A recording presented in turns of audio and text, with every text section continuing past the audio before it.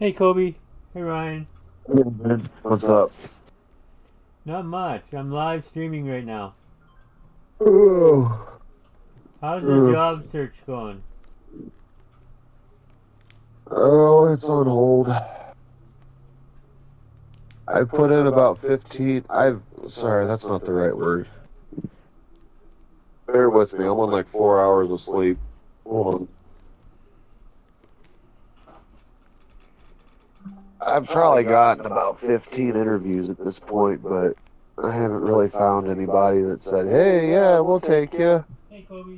Hey Ryan. So What's up? I'm still stuck at Kroger. I'm live streaming right now. I put 3 interviews in last week. Yeah. How's the job search going? I had 30 Maybe. applications. I got 30 applications out right now. Mm, There's 289 jobs that I qualify for in Grand Prairie alone. oh, nice. So there, See, there's here's a, the there's a job out there. It's just getting it. Yeah, see, here's the thing that irritates me because, like, I don't know if I told you this, like, a typical controls engineer goes for about $100,000. When I quit Wagner Leonard, I was making about 45. So, I mean, talk about pay disparity, Yep. which, I mean, yeah, that played a part in me quitting. And here's the thing, like, I can't even find a job. I'm sorry, let me rephrase that. the the least I've seen somebody offering for a controls engineer around me is 75. Yeah. So it's kind of shitty I was getting paid that little. I know. But Like I had a client that was trying to pay me $40 an hour, and my job goes for $135 an hour. So it's like, what are you talking about, right? I know there's people out there that try to shortchange you everywhere you go. 135 an hour. Are you a contractor? My That job, sounds my because that job is sounds like contractor. employee or contractor. I work as an executive. Right. I am so tired. Oh, let's see. Yeah, I know people doing my job that charge $150 an hour as an employee. right. See, I don't, I've always seen, I guess I don't know about what it is you do specifically, but I've seen people who are like, subject matter experts are like, hey, yeah, we specialize in this one software. We'll charge you $5,000 a month just to be on standby. Some of the And then jobs, like two, some of the jobs I do charge out at $300 an hour. yeah, and the thing is, like, they'll be more than happy to charge to pay $5,000 a month to be on standby and $200 an hour for anything they actually need you to do. Yep, But then God forbid they have somebody on staff and pay them $20 an hour. yep. Like I don't. some of the jobs I do pay $200,000 a year for 10 hours a week, Yeah, and yet some people try to pay me $40 an hour. It's like you're insulting me. yeah. You're See, my insulting me. problem is. Sorry, go ahead. Laws and regulations and that it's ridiculous, and I have to have so many certifications. Like I get over 60 certifications, right? And Yeah. people don't appreciate that. How do you like? Because like, you, isn't that the kind of stuff you put on a resume? Like, because that's way too much to put on a resume, isn't it? You can't put it on a resume. You gotta tailor the resume to the job. Every job you apply for, you tailor the resume and the CV and the application. Yeah. See, because that's the problem. I have so many. I have so many certifications. I couldn't even possibly think of how to. You can't. You can't put them all on. You know.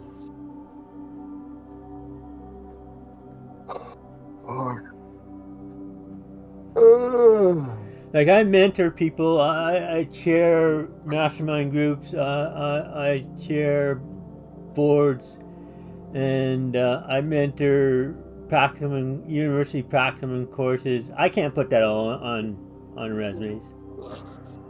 Right.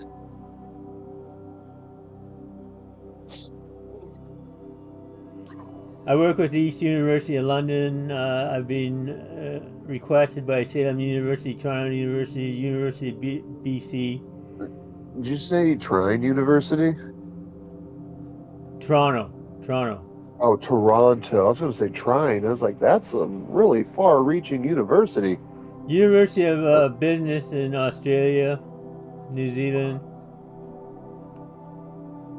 Like everybody's trying to get a hold of you. I reach globally, right? Like Right. with publishing and broadcasting and business, I reach globally, and I have to know regulations and laws and apply and how to apply them globally, not just locally. Mm. Well, have you tried playing around with AI yet? I messed with it. I was talking to an investor this morning from LA about that investment AIs.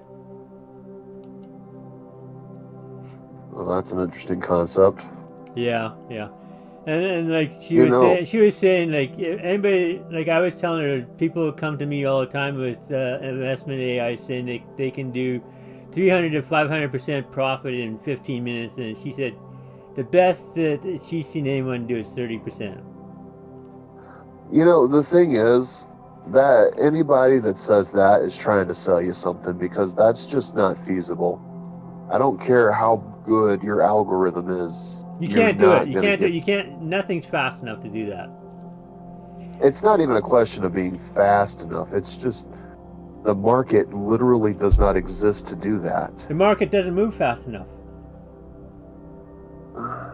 Like I was a broker in the '80s and investment. I was making 60% in my portfolios consistently profit.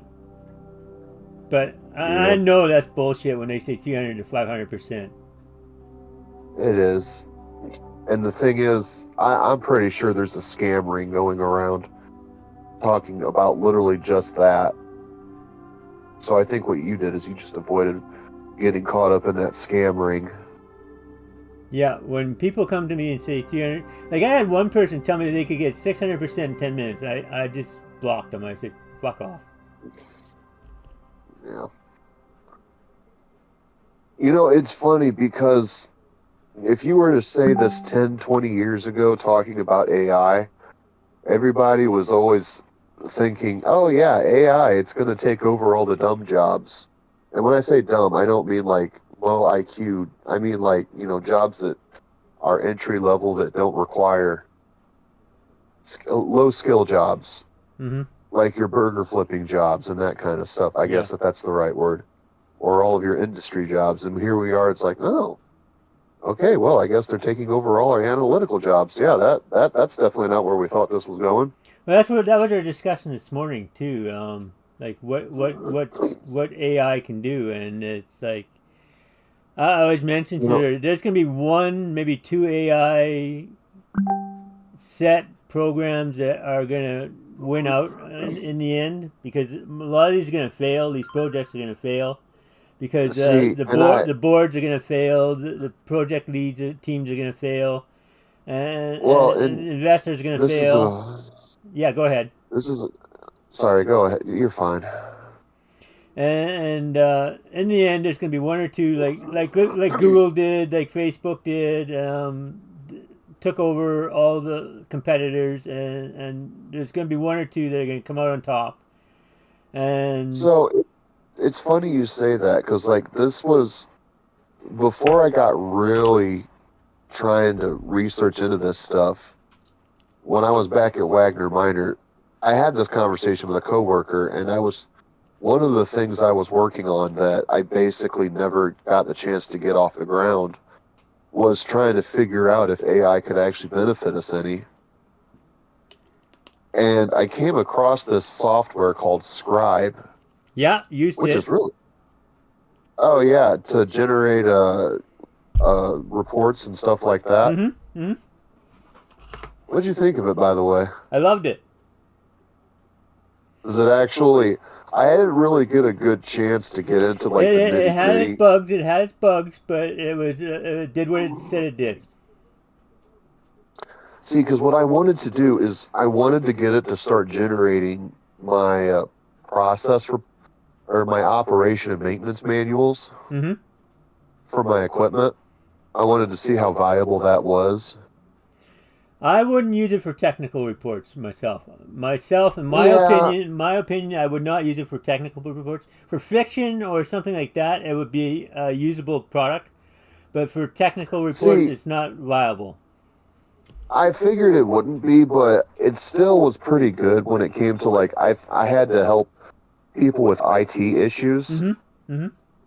It it seemed to be somewhat reliable for that, and Mm-hmm. if it wasn't reliable, I was reliable enough to basically, what not finagle, what's the right word? The word I've found to use, the way I found to use it is let it do its thing, and then go through and reformat and re-edit it in a second draft. Yeah, basically, yeah. It got through the It, grunt work of setting it down. it did the grunt work. It did the grunt work of doing the first draft. Yeah. And I was trying to pass that on to my to one of my coworkers, and it seemed pretty cool, but then I quit. Then yeah, that whole thing fell apart. See, And I I did. had that same conversation. I, Sorry, go ahead. I got a small traditional publishing company, and I'm an award-winning author, and I did a lot of grunt work with a lot of different writing programs, and Scribe was one of them. Scribbler was another one. There's a whole host of them, Yeah. and Wattpad I use, Medium, and that for publishing, and Yuli Oh, and Numi, and like I explored a whole host of places. And once you get right. into publishing and author, you get inundated with scammers from beyond hell. It's funny you say that because one of the people I was interviewing with, they're called Steel Dynamics. Um, One of the guys, oh, he got something happened with some sort of scammer. They ended up spending like a couple $100,000 on some software package, Yep. and they ended up getting sold like an incomplete thing. It's like I guess their sales team like embellished a bit on where they were at in production and this and that, and they kept getting excuses as to why something or another didn't something or another. I didn't really pay enough Been attention to there, that. heard that multiple times. Yeah, but they ended up having to drop these guys, and oh man, I divorced so many contractors because they don't deliver.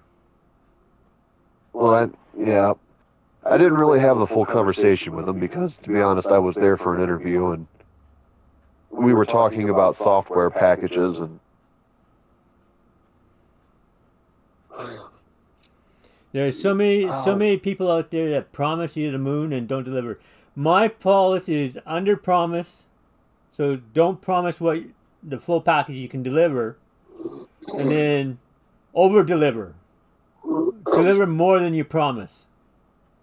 oh, that's kind of. It almost sounds cliche to say that at that point. It's cliche, but that's how you make happy customers. That's how you make happy It is. clients. Ugh. You make angry Yeah. clients and angry customers doing it the opposite way. That's one of the things I found with sales is they're more than happy to sell you on something that maybe isn't quite done in the workflow. Like maybe their programmers are still working out. If Maybe quality control is like, Yeah, if you don't have the product, don't promise it. yeah, but you see so many salespeople promising it. The thing is, actually, now that I think about it, Rockwell, they were having that issue because when I went to the Rockwell convention, oh, they were so excited about their cloud-based programming software. Cloud-based, you can run your projects from the cloud. You can fire up a That backfired on him. That backfired on him. I remember that debacle, and that backfired on him. I'm just talking about just this year. Just this year. Last year, they did it 2 years ago too, and it backfired on him. Last year, you know what? That sounds about right. They got super excited about it. They launched it, and it wasn't ready. And I just kept sitting there for months and months. Oh, it'll be ready January 2023. You just set your calendar. And I'm sitting there like, come on, man. Like, I just sold my entire team on this. Like, come on, man. Hey, Ryan. I'm planning on doing a podcast tomorrow for business. Like my business podcast. You want to come on? What time is it? You determine. You determine. I'll set it. Well, here's the thing. I'm working an 11-hour shift tomorrow. Okay, so we want to do it a different day? Maybe. If you want to come on the business podcast and set the topic, it's 15 minutes. The podcast is 15 minutes. And we can set the topic and we can do a discussion. 3 questions, and that's it. We can take a look at it because I don't know when my next day off is. Well, I'm happy you're here because I miss talking to you. You're always so you're how did I say intellectual and know what you're talking about most of the time. Yeah, that's the idea anyway. Yeah, the same you and me. When's the last time you slept? Well, I just woke up after 3 or 4 hours because the dogs wanted to go outside to go potty. How many dogs you got now? You still got all the same dogs? Yeah, it's still all the same dogs. Oh, cool. How's your wife doing? She's at work. Cool. Hey, Jesse. Cool. So if we delayed the Quantos an hour or 2 hours, would that help you? No, because basically what ends up happening is I go to bed, and then by the time I wake up, it's time for me to go back to work. And the only time I really have that's basically my time is first thing in the morning.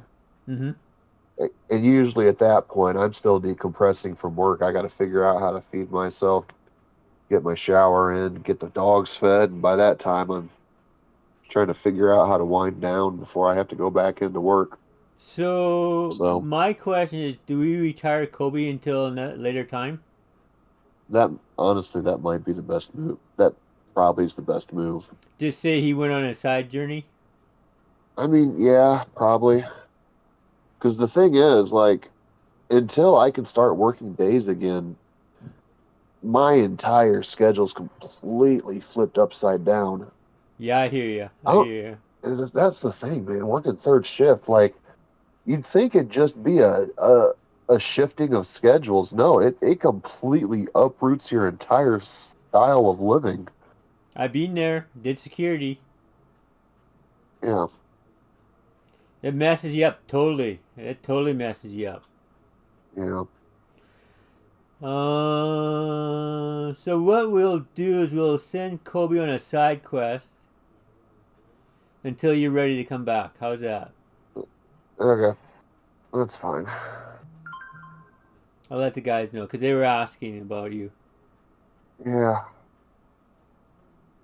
I tried to talk with Teal the other day, but he called me like basically on my lunch break. Yeah, he's been worried. What he's doing that late at night, who knows? But he doesn't sleep much. He doesn't sleep much. Yeah, I noticed that. When he sleeps, it's usually during the day.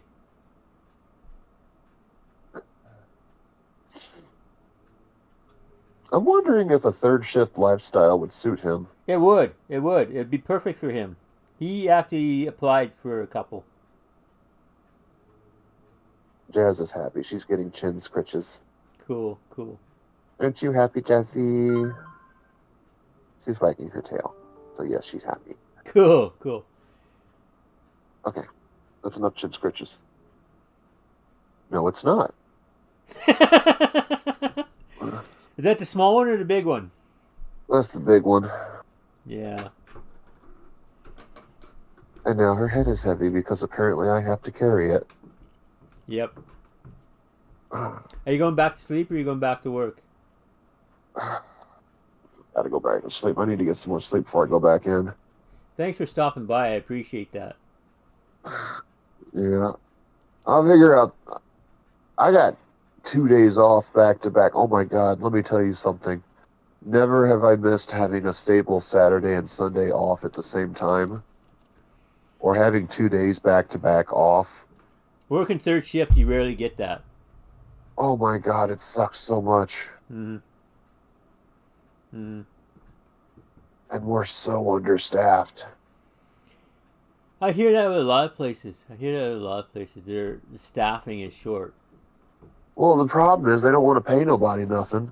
Like, here's the thing. People say nobody wants to work, but the thing is, why would you want to bust your ass for $8 an hour? They're paying It's just $8 an hour. ridiculous. We can't pay. No, they're paying. Go ahead. They're paying. I was going to say they're paying $14 an hour starting off, but I mean, still, that's incredibly hard to live on. Well, in Alberta, here in Alberta, the minimum wage is $15 an hour, and you can't live on that because the Yeah. prices are so high. Like gas gas is like almost $10 a gallon. The thing is, like, just to say that nobody wants to work is almost like gaslighting people for wanting more money. That's what it feels like. Mm-hmm. Mm-hmm. But the thing is, like, Well, it's like you me, know, right? I'm 60 years old, and I applied for 30 jobs. I got shortlisted for 6 for experience, and then I apply for 3, and then they find out I'm 60 years old, and they say we're not interested. And I asked because they're 3. looking for somebody younger. Yeah, they hire somebody younger. I asked 3 employment agents if ageism is a factor. They say definitely. It's definitely a factor here in Alberta. It's always a factor. But yeah, because they're looking for the ideal applicant. Somebody who's 18 years old with 30 years of experience. Yep. So basically Ash Ketchum from Pokemon. Yeah, yeah. Oh no, he's actually 11 years old with 30 years of experience. Yeah, you go to Walmart or Superstore and that, and they got. You look at all the tellers and that, and the tills and that, and they're all under 30. You know why that is? Let me tell you a bit of a stigma about tellers and cashiers and that kind of position. The stigma for the longest time was, well, this isn't supposed to be a position that is supposed to afford you a living wage. This is just something that people take while they're in college. Yep. And the thing is, if you apply that stigma to your business, you end up with a bunch of very young, very unreliable people that don't care. Mm-hmm. And so it's easy to say, yes, people don't want to work, but at the other side of that, of course they don't want to work. You just said it right there. You're not affording people a living wage. Yep. Maybe you should go in as a union rep. I went to one store though. I give them kudos. I'm not going to name them. Every employee was over 50. Oh damn! I just walked in and go, holy shit! Now this is somebody I'd work for. I'm not even sure what to say about that. That is weird.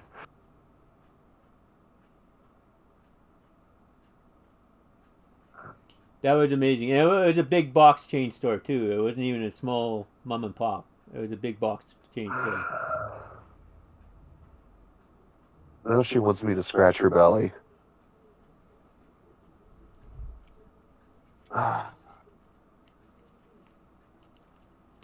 I don't know. I just get tired of hearing the people I'm working with saying nobody wants to work anymore. The thing is, there is so much turnover at our store. But the thing is, Nobody can afford to work because yeah, they don't get paid. Like well, I they got get 200 paid. They hours. I just, got 200 hours in my last employer that's not paid yet, oh, nice. and they said they're not going to pay it because they didn't see any work. They saw the work. They got the work. They got the results, and they got the files. And they claim that I never did the work. They say somebody else they did the work or somebody else did the work. Oh, you're gonna have to take that to a small claims court, aren't you? Yep, I take it to labor relations. I was gonna say, because if you had a union, they could probably fight for you, but you're probably not running a unionized position. Not union. I was gonna But say, because I don't know. employment standards fights that case for you, and they will fight it for you. Okay, well, that's good. They We got a wouldn't. guy that. They wouldn't even give me a record of employment after 2 years of working for them. Oh, nice.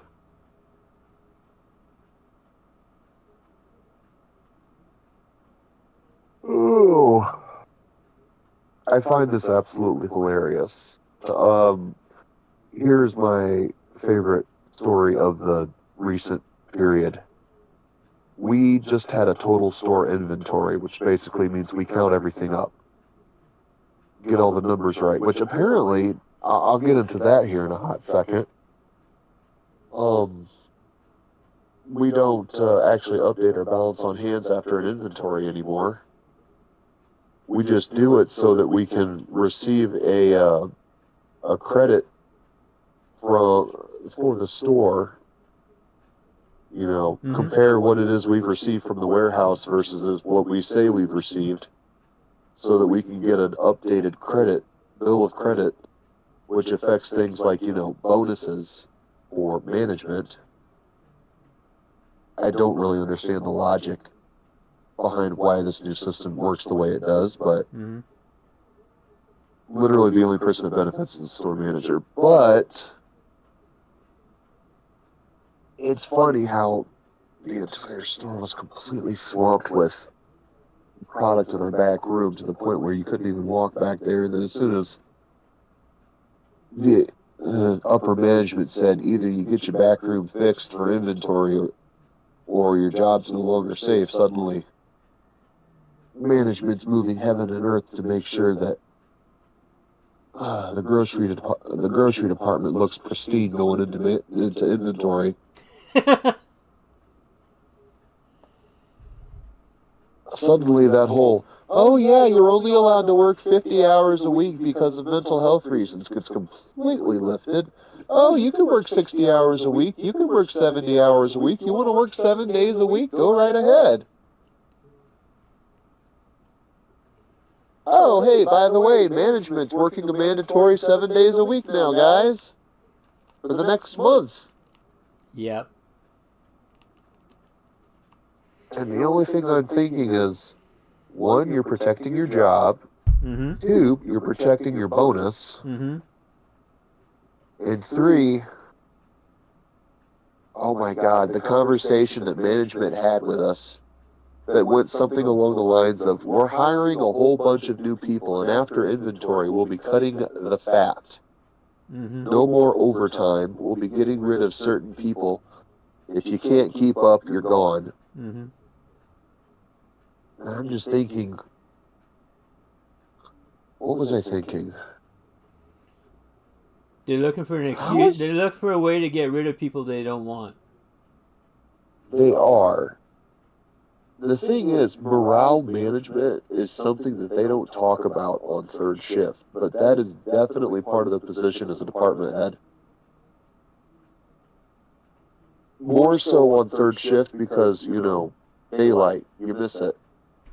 And lack of, communication with management. The point is, God, they shot themselves in the foot.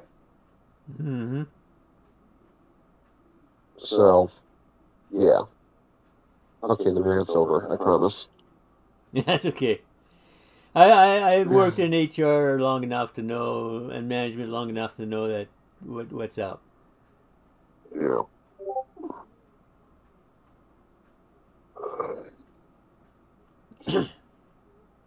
Yeah. And I The know where all the stream frustrations the come. stream starts in Anyway, about 20 minutes. You can keep ranting.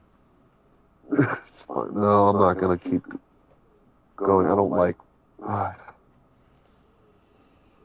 You know, I had a meeting on Friday. On Friday, I had a great meeting on Friday. Like I love, I loved it with Kevin, a fellow named Kevin.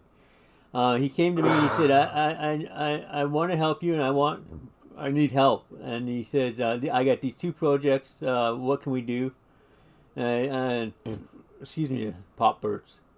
We discussed the projects, and then he said, I got 3 business referrals for you. And I said, any work I get from them, you get a referral fee commission for the life of the client.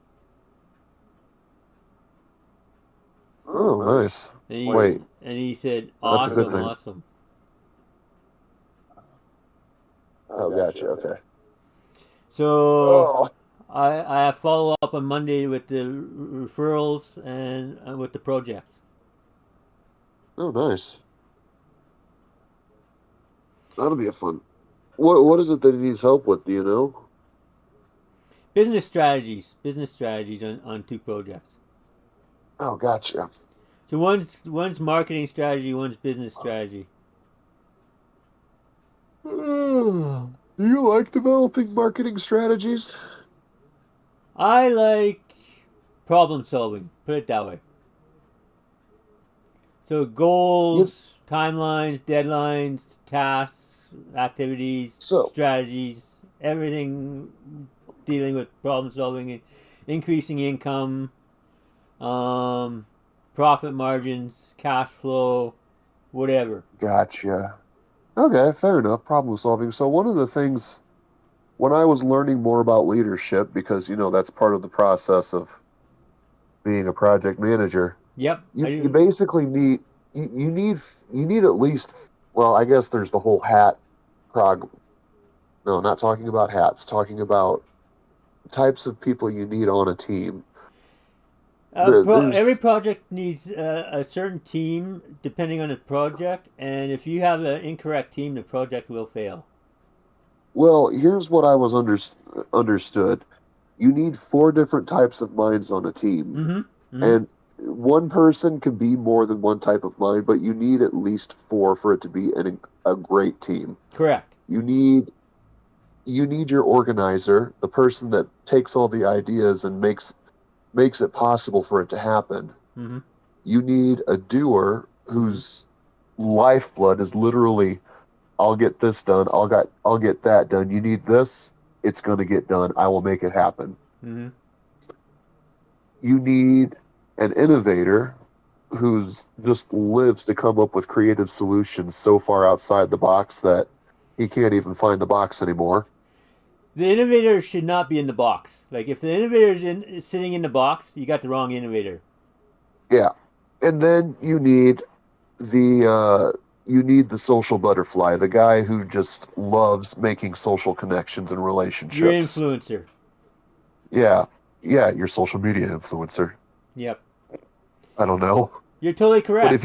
You're totally if you correct. can get all yeah, if you can get all 4 of those people on a project, you're going to have a great team. The I mean, you likelihood can of you, do if you got those four mindsets on your team, your likelihood of project success increases exponentially. yeah, it's like you can make do with 3, you can be good with 3, but the the, the magic happens when you have a team that looks like that. Going from 3 to 4 doubles the outcome. Literally, it does. It doubles the outcome, and going from 3 to 2 takes the 3 outcome to by quarter. What's So another fun? Sorry, go ahead. yeah, so what you would get from 3 when you go to 2 mindsets, it takes the results 25% of 3. So it doesn't cut it by half. It cuts it by 3/4. Right. Oh my God! Get off of me! And if you Get only got off! one of those mindsets, it's pretty much 1% chance of success. Hold on a second. I gotta get this dog off of me. Get off! Ah! God, they like to sleep in my crotch. Oh, there's so much weight. Get off! You had the big dog, right?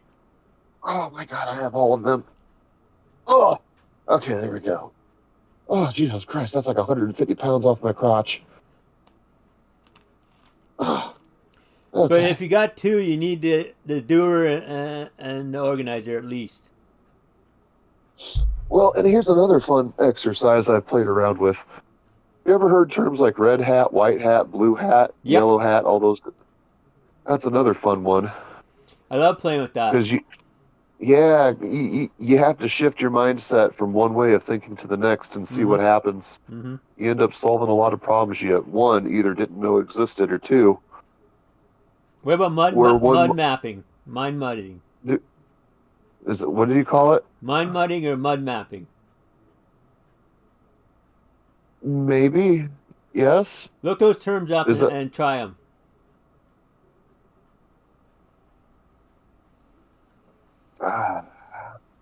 Mud mapping or mind mapping? I'm not sure. Yeah, okay, I'll look them up. I They're can't do it right now. organizational terms. They're organizational terms. Mud mapping. I tell you what, man, some of these leadership terms are just absolutely out there. Yeah, they are. Mud mapping. Sounds like something I do in an art project. It is pretty much an art project.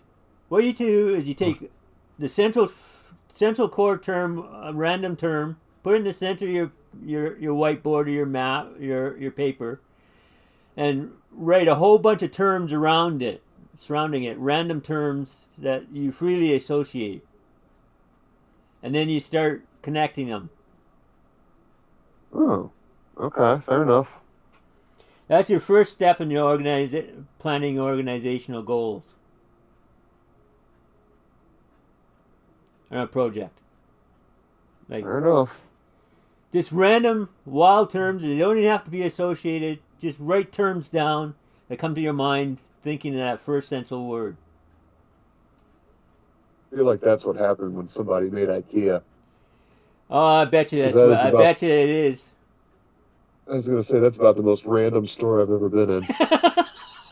It's like, Totally. What goes good with furniture? Meatballs. Meatballs, guys. Totally. Those guys are It's wild. like- Those guys are wild. So is Michael's. Oh, is that how Michael's runs as well? Pretty much. It's got furniture next to decorations, next to houseware, next to, whatever. Someone explained it to me. The way that IKEA, well, I guess maybe Michael's as well, is laid out, is that it feels a bit like a maze, but like you're meant to follow the store through a designated path. Yeah, it's very planned out. It's psychologically planned out. Yeah, it's planned out so that you start off with all the really big, cool, expensive, the big, cool, expensive stuff that lets you know what it is you could have, which is then followed by all the stuff you can have. Yeah. And the thing is, if you look at the store from any one vantage point, it just feels massive. Like there's no walls, so you can see what's going on. Or if the walls are there, they're there to designate your point of view towards. I don't remember how he explained it, but they want you to sit on the furniture. They want you to lay on the bed. They want you to do all that. Experience to it. make you. Yeah, they want you to spend as much time thinking about, I could have this. Yep. As possible. They want you to experience it. Yeah. And that's why it's laid out the way it is, because they want you to be part of the experience. And then when you get to checkout, they want you to be happy with meatballs and pizza. Yep. See, when I went to college and university, some of the courses I took were sociology, micro and macro sociology courses, Yeah. and that's a lot of what that is. Learning how Well, society experiences things. well, you wouldn't think it. Just being an entry level person walking into working at a grocery store, but so much psychological planning goes into literally everything Mm-hmm. that these So, stores do. psychology and For, sociology are primary in management planning. yeah. Oh, let's see now. All right, I need to get back to bed. I got to go to work Okay, soon. take care, Ryan. You take care. Yeah. Have a good night. Or good day. Good day, but it's good night for you. Why am I not able to? Oh, there we go. Okay, see ya. See you, Ryan. So, folks, that was Ryan from the Odd Lot crew of the Quantos campaign. He's a great guy. Transitioning jobs. This is the Styx open world Icarus campaign of Blood Colony Empire.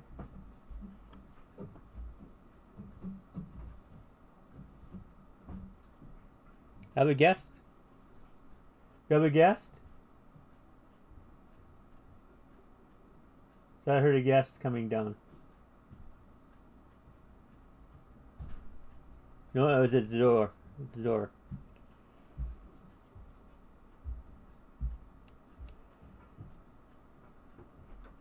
So should be 50th level. Last session I played, I believe I died and lost all the experience.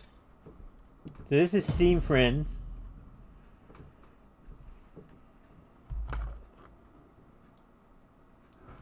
So you never know what you'll hear on my streams or my podcasts. My business podcast is Knots Clan Community Business Podcast. It's random, 15 minutes usually.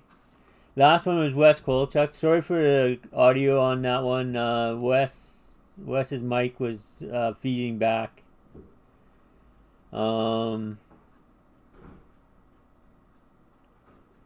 We determined that later.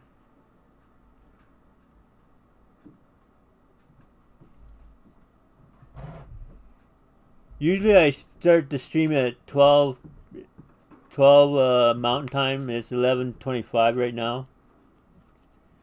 I had to rebuild the Icarus scenes on OBS Studios, as I had to delete all my scenes and rebuild them because I had issues with OBS Studios, with graphics drivers issues I had.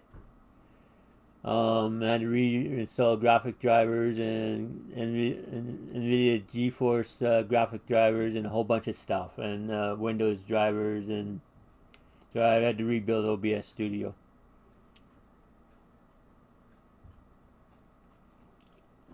And then the server went down. I lost 60 terabytes of data on the server. So I had to rebuild the server, rebuild server connections, and found out that Icarus would not stream from the server. So I had to install a new drive on the desktop that would handle Icarus. So it's a learning process in building the system back up. I would like to thank Teal for his help. He's a great guy. He's in California. He's another Odd Lot member. He suggested some of the hardware that I use. It's taking a while to load it. It looks like it's loaded in, but it's not completely loaded in yet. This is my kitchen in my establishment. I just added this last session, the basic fishing bench, my salting station, my basic cooking station, My, not my mortar and pestle. My kitchen bench. No, if I remember right, F opens things up. So I make my beer and my pickled berry jam and my carrots here and my dough. Then when I got my dough made, I make my crunchy soybean and pumpkin bread. I gotta check my garden. Oh, still loading.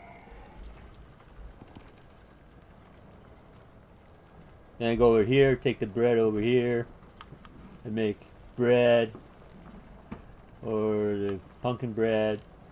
Pumpkin bread's better than bread, I find. See, 1200 seconds with 150 stamina, and 15 exposure resistance, and 15 experience gain, whereas it's 25 stamina, 125 stamina, and 10 experience, and 900 seconds. So that's the difference. Whereas if you go over to the potbelly stove, I like the crispy bacon when I kill a pig. Or where is it here?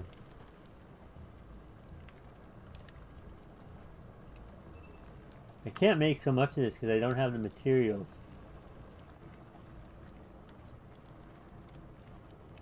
There, sweet corn soup.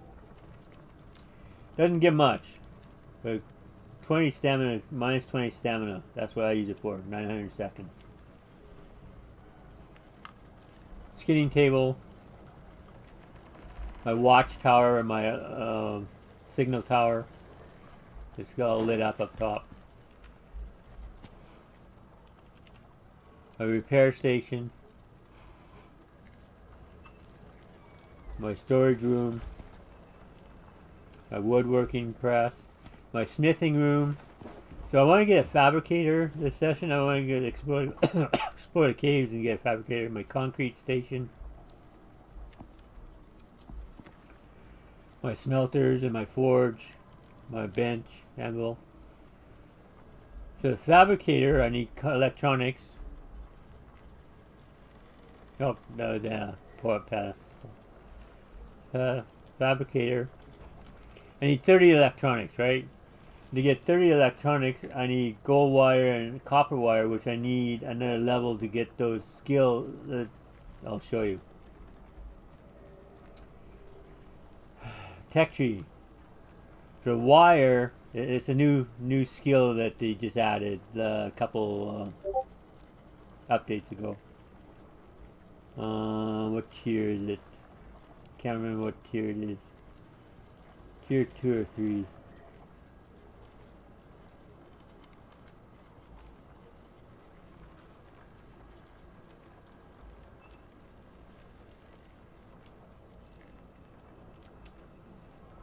I believe it's tier 3. Right here. Copper and gold wire.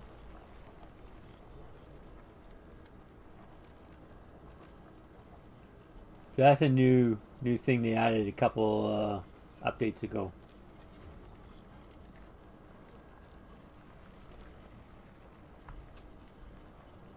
So I've lost my experience. I was almost 3/4 of the way to the 51st level.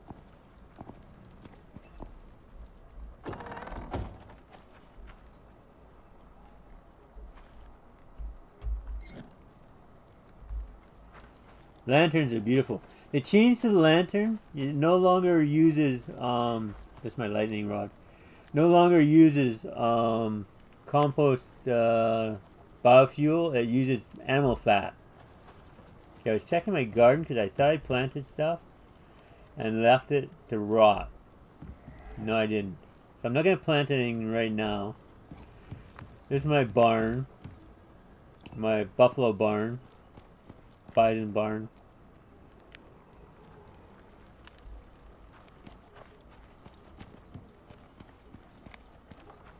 My targets. My bird barn.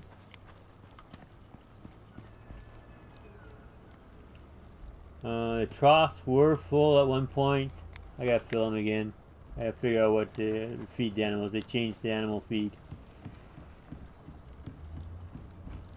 My signals and radars and mission quests. I shoot the bird, but I lose them down below. So my signal tower is concrete, so I can see my tower.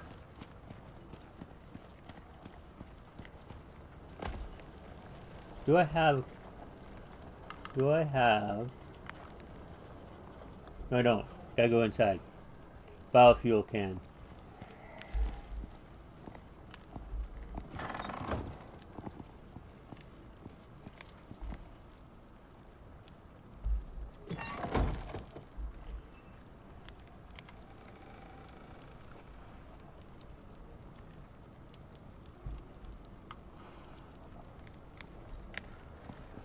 So with the lanterns, I sometimes mess around at night.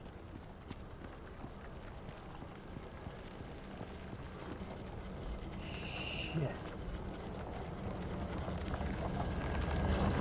Crocodiles are kind of close.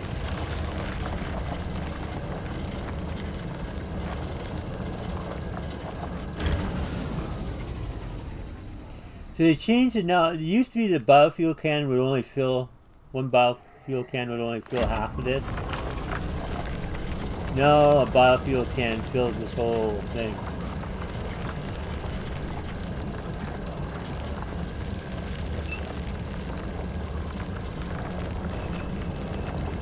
Now the thing is, when you log out, your backpack will empty. So anything you put in your backpack goes up here.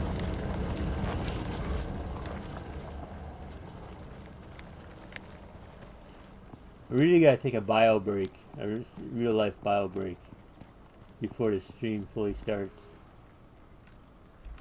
So I need some steel. So the steel you make in the mortar and pestle by making. Let's see if we can do this. Do do do do do do do do do do do do do. You gotta have coal. You need coal for this. Steel bloom. You gotta make your steel bloom.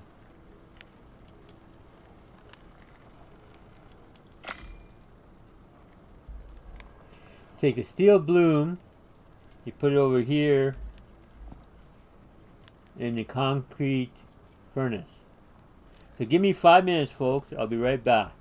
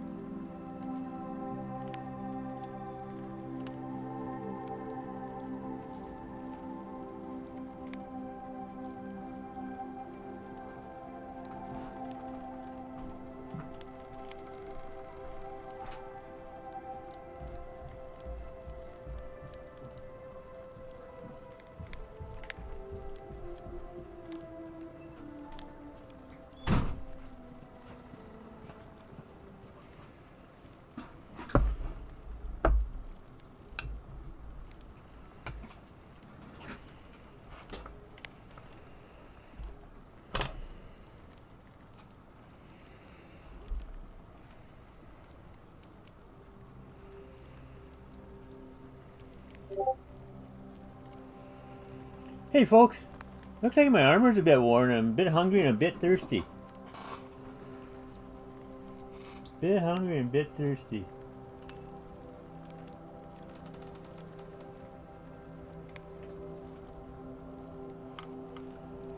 So we're gonna take care of the hunger first.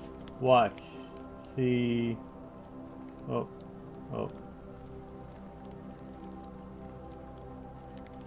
Consume. I took care of the hunger pretty much 90%. See, my oxygen bottle is pretty much, and you can consume 3 food. So I got festering wound, anti-parasitic. What do I got here? Antibiotic. Let's consume.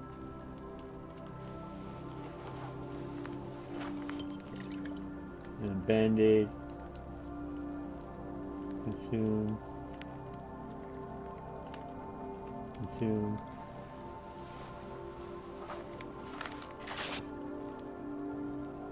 That didn't work. Sutures. Okay. So water. I'll show you how I take care of my water.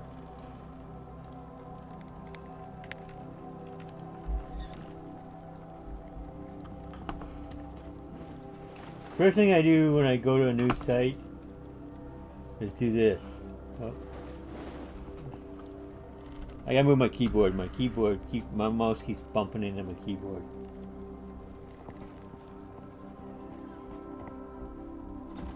Put one of these up, a rain barrel. So you gotta wait for the first storm.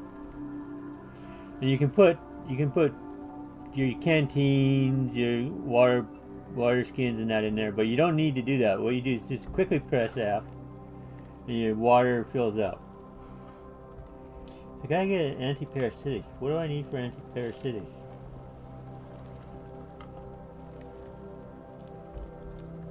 Herbalism table, anti-parasitic. Antibiotic, anti-parasitic. I need organic resin, reed, and charcoal. So I need some charcoal. Do I have some charcoal in the fireplace? Yeah, I got 1 charcoal. I gotta go kill a tree. I got charcoal in the storage. And reed.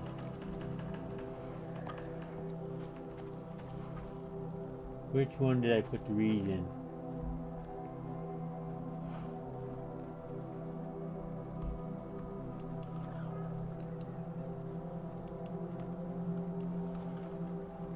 I have to grow some more of that.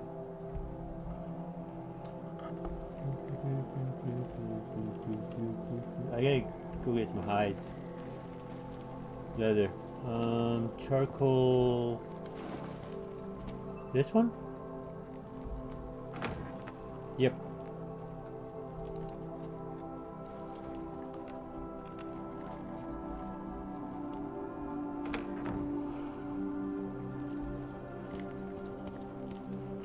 Wow, my mouse is really sensitive. They hiked the sensitivity up. I gotta go adjust sensitivity.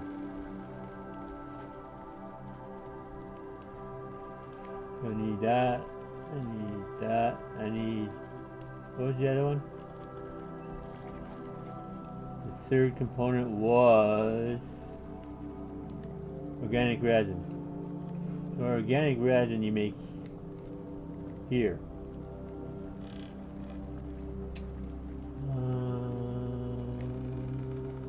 Organic resin. Oxide and wood.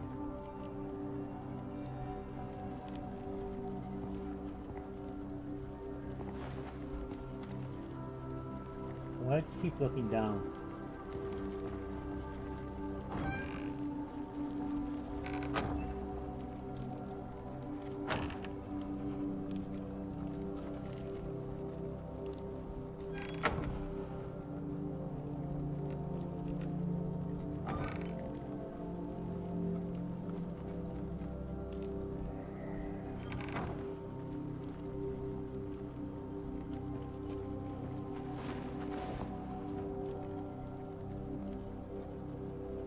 Well, they really adjusted things, the sensitivity of things in their updates. I go into settings.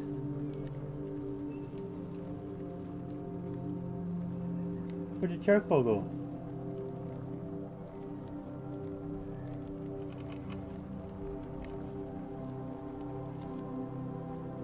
Frig.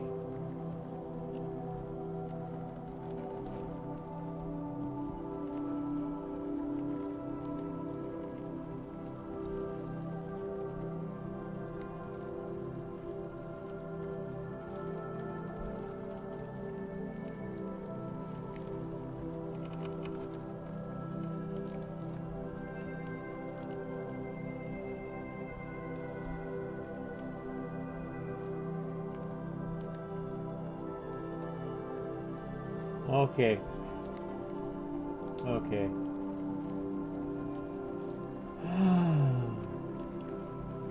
Go that, go max. 15 should do it. So while that's percolating, let's go into settings. Let's decrease sensitivity. Controls. Keyboard, mouse, where's mouse? Mouse sensitivity.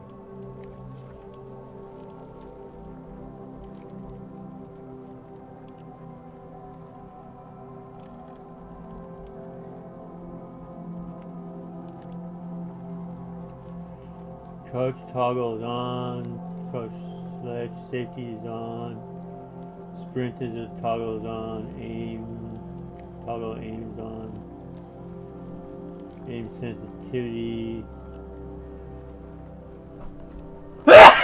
Excuse me, sorry. Don't want to mess with that.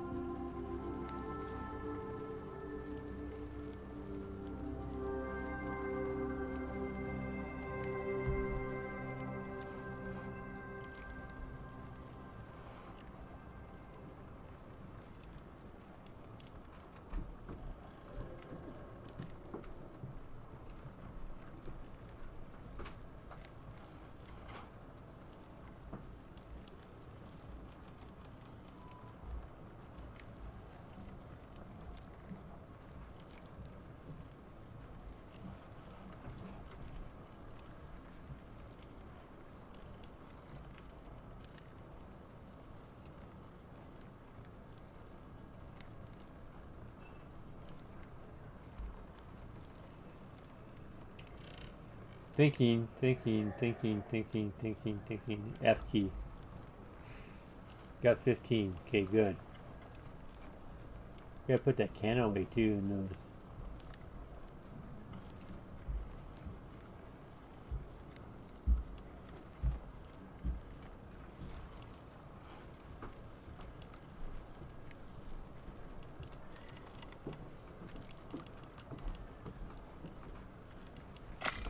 I turned the cam off because I'm eating my lunch.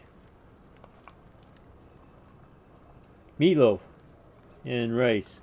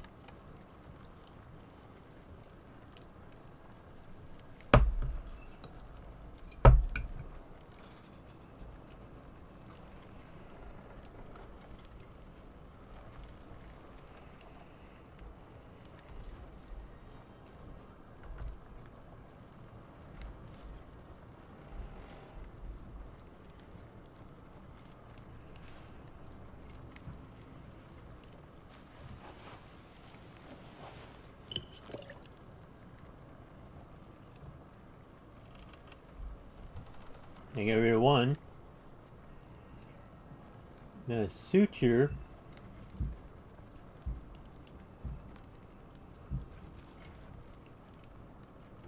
It's this one. We need fiber, bone, and leather.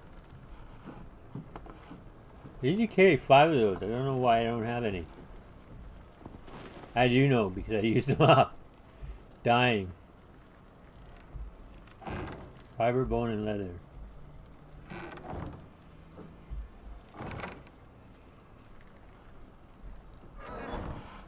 Fiber, bone, and leather.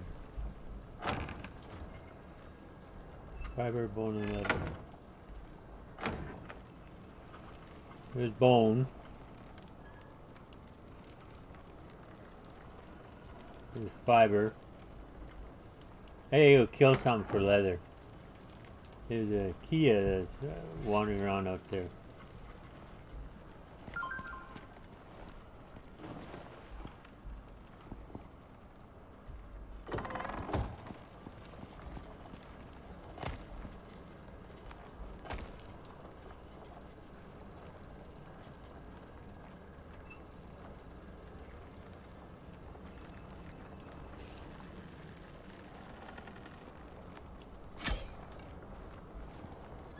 Friggin' bird.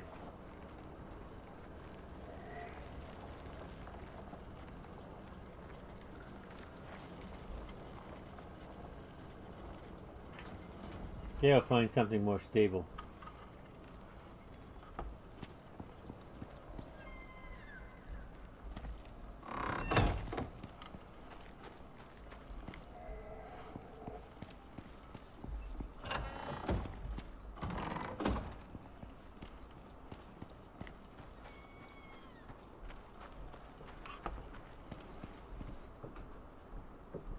Bison, bison, bison. Is that a boar?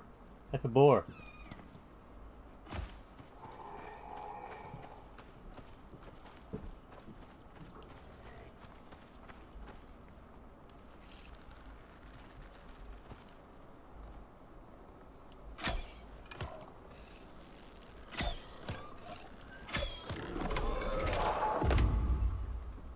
And that's how you kill them.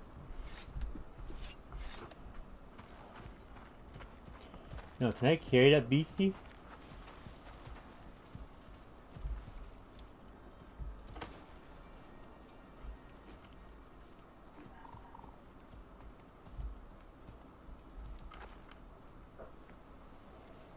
I'm trying to reclaim my arrow.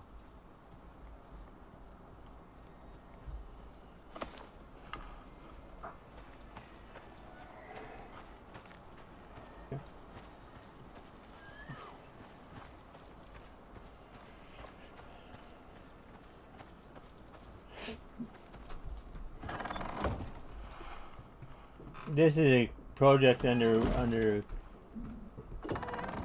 progress, in progress.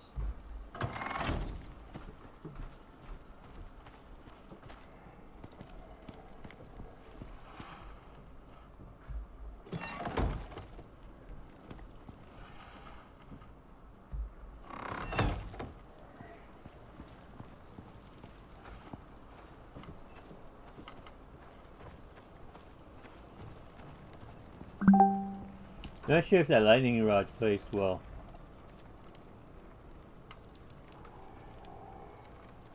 $40 leather, okay, cool.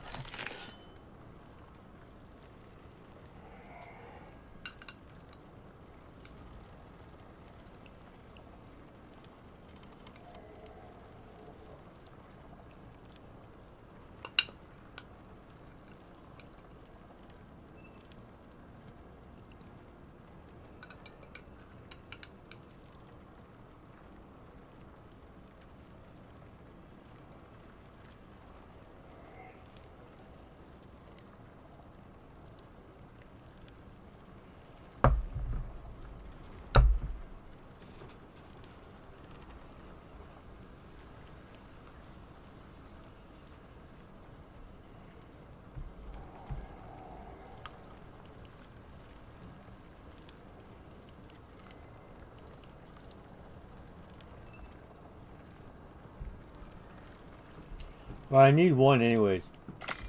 I'll get some more fiber.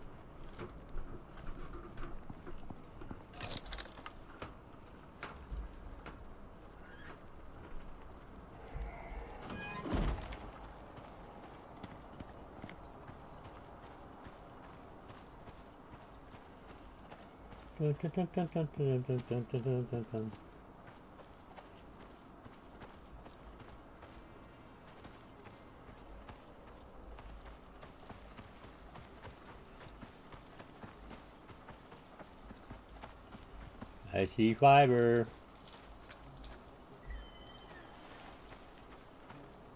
Is there any beasties around there?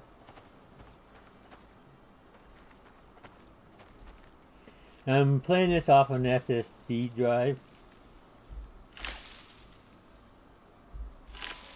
And it's a local SSD drive. Not a server, like not a external.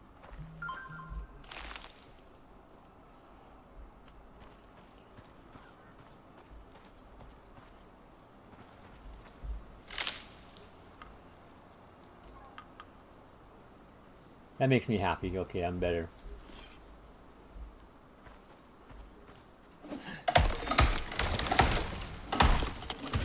Here, follow me, watch.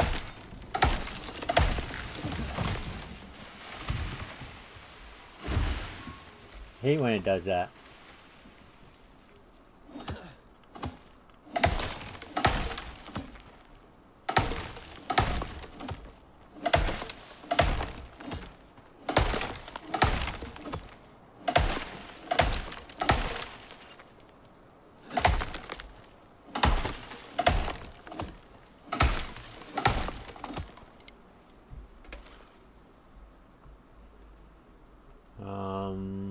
Not platinum pickaxe, steel pickaxe.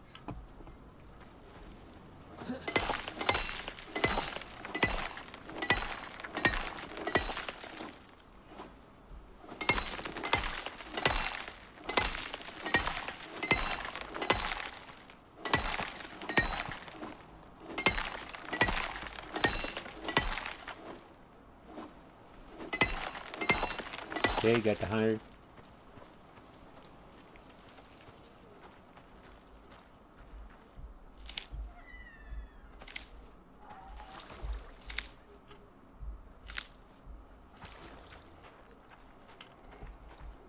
What we got roaming around there? Turn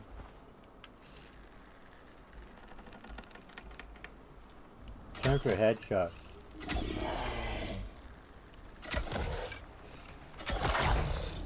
There we go. In this game, it's one game that I do prefer the bow.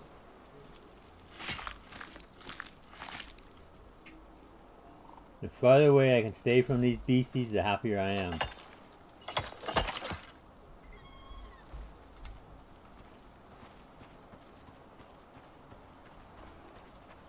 And we needed some charcoal, right?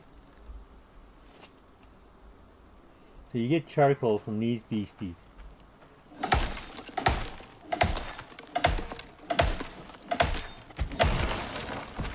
Oh, good.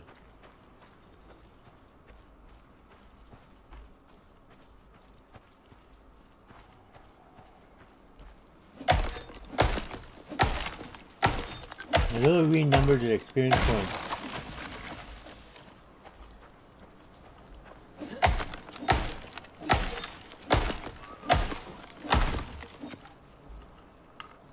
That should be enough charcoal.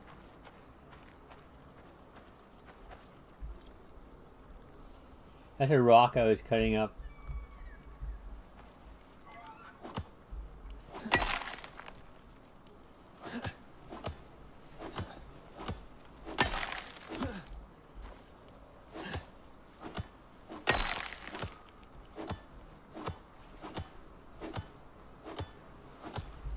Where are you?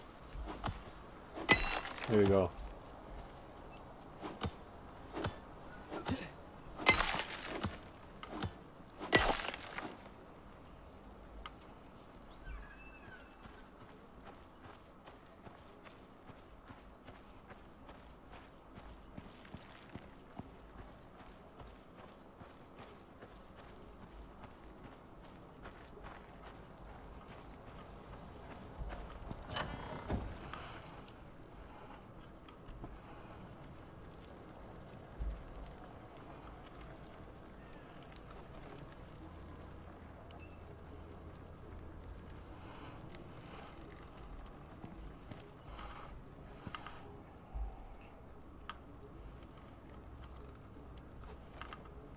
I'm just gonna cook this up. I'm just gonna straight up cook it up.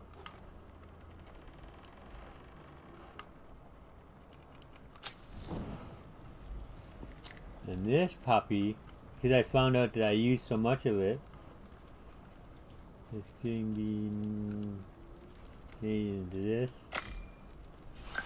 And this puppy is being made into this.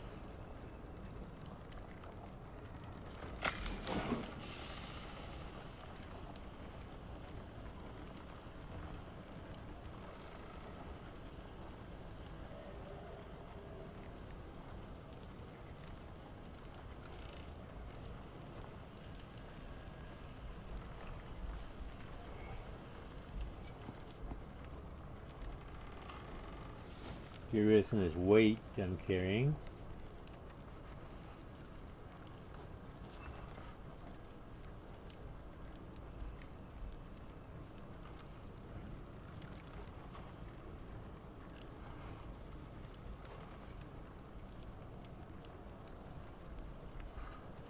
I keep saying I'm gonna get rid of some stuff, put it away, and I keep looking down. Why do I look down?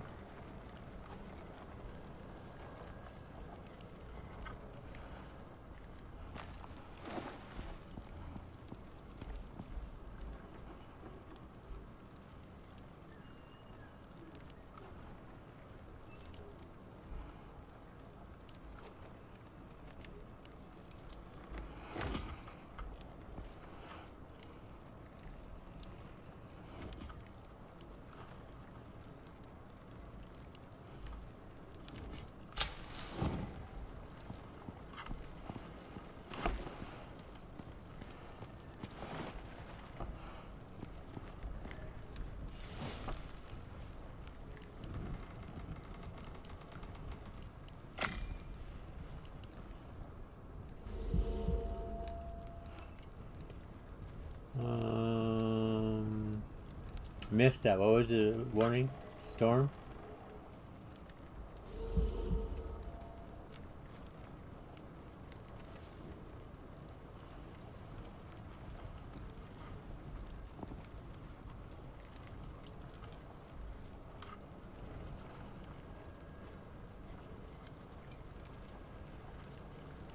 Bacon!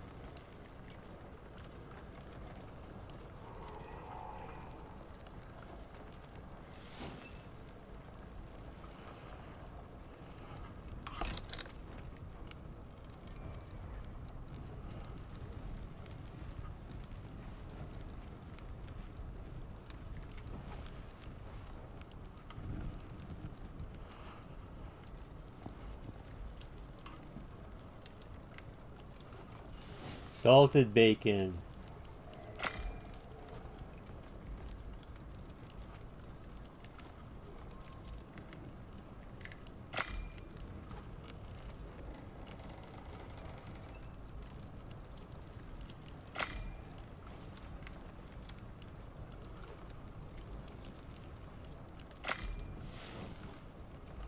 You're basically increasing the longevity by double.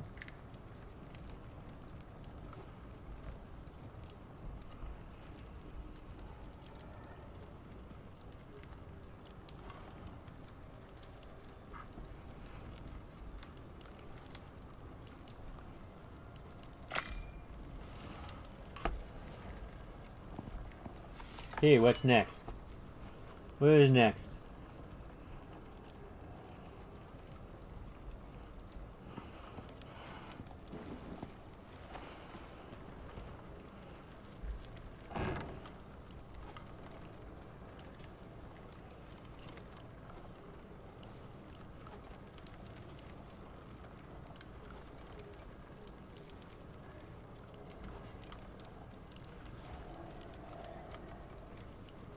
Still short fiber.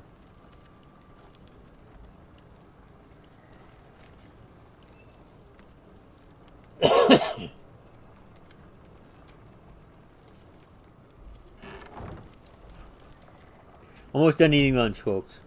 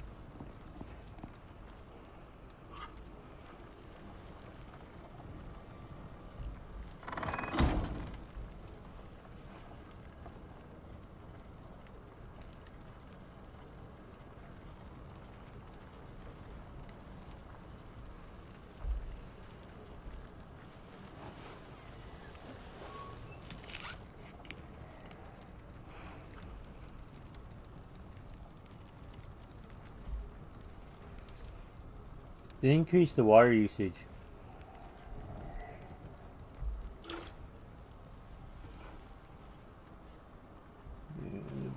Consumption times on everything's increased.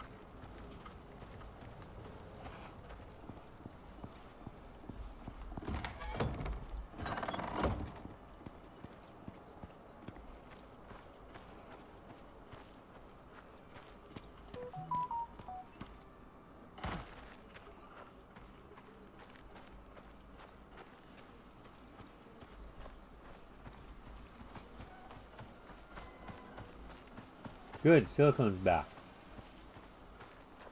And sulfur's back.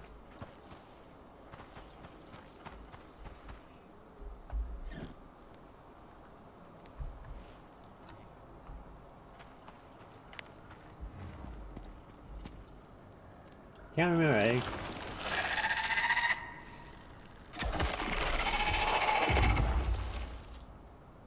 Yeah, a little bit of reaction time.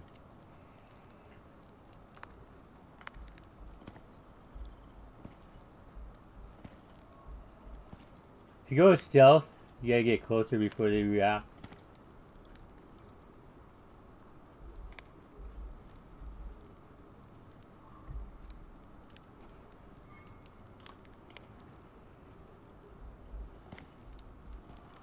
I think he's on the right hand side. Might be on the left hand side, but I think he's on the right hand side. Oh, past those rocks.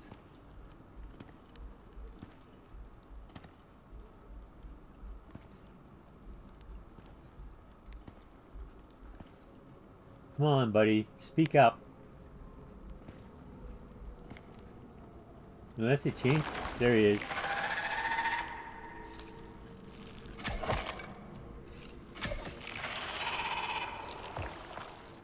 Next one is about that big rock in the back there.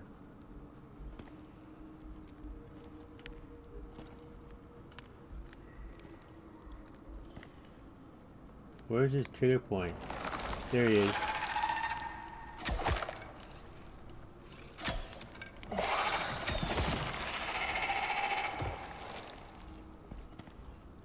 They're not very forgiving.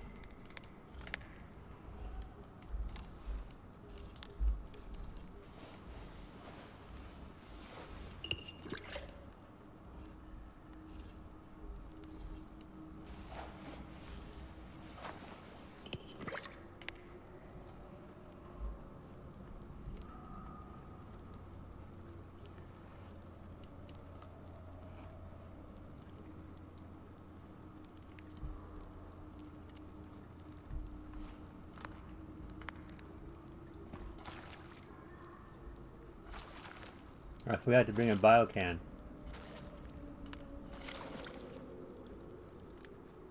Come on, speak up.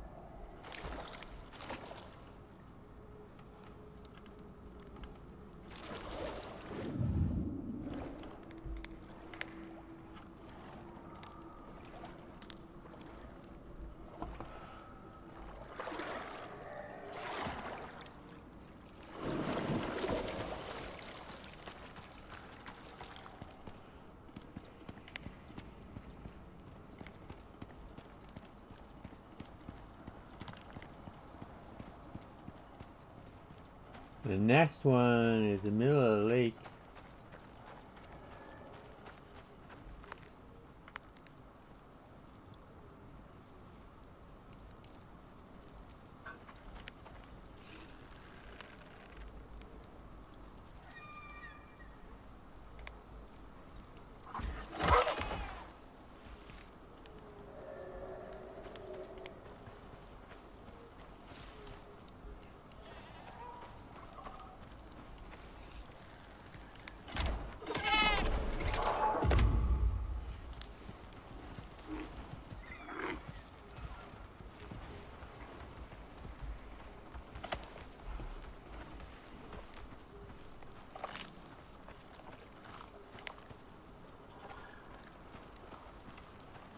Hopefully that Komodo doesn't catch me. Or I get through the door fast enough.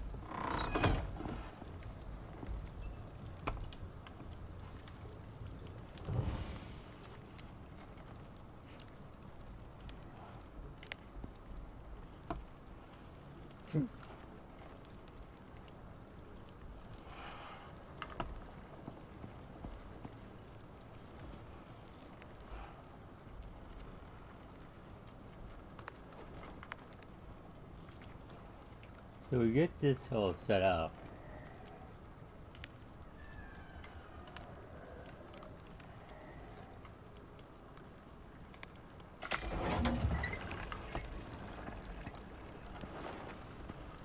Oh, I got wolf fur collar. Got back before the weather event. Cool.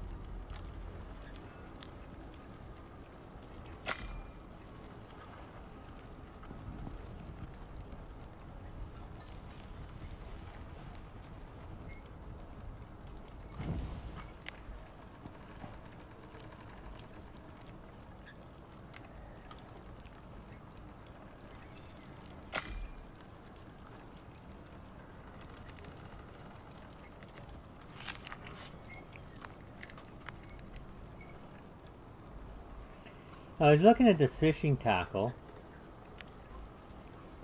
The box is tree sap, nails, and wood. So tree sap, nails, and wood. The trap is nails, rope, and refined wood. 50 refined wood. Why is this door open? Why did I leave this door open? Did I have a reason for leaving that door open? Yeah, 50 refined wood. I got 62.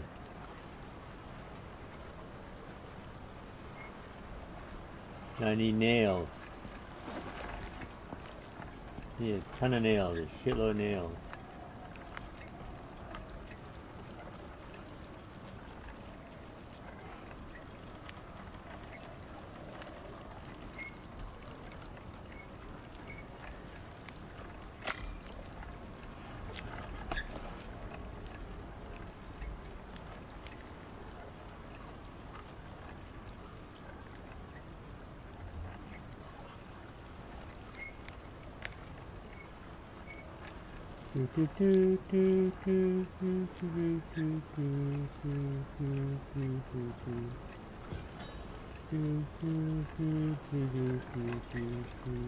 Sir prepared.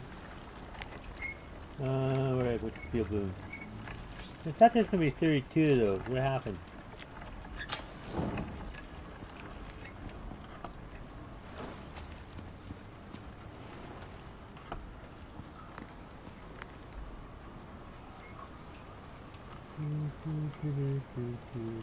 I got two staff. What was the other thing? Rope. Copper nails I won't have for a while.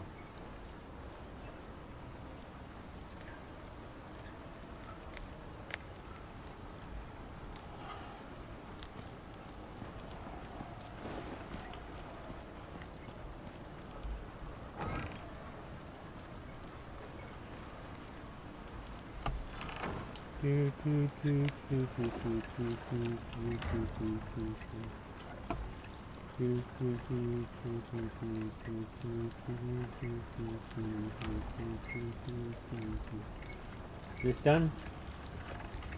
Nope, not done.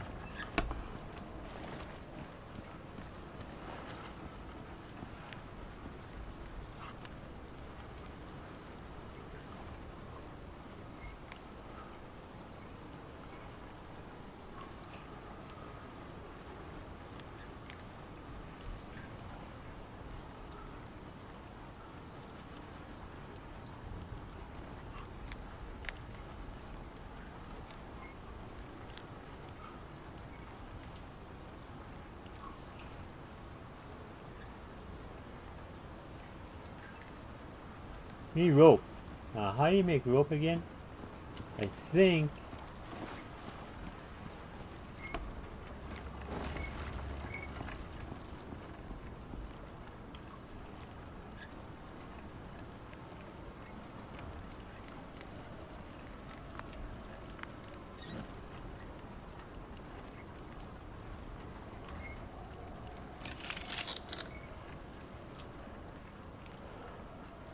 Fiber! Frig! Really have to grow my garden and grow some more fiber.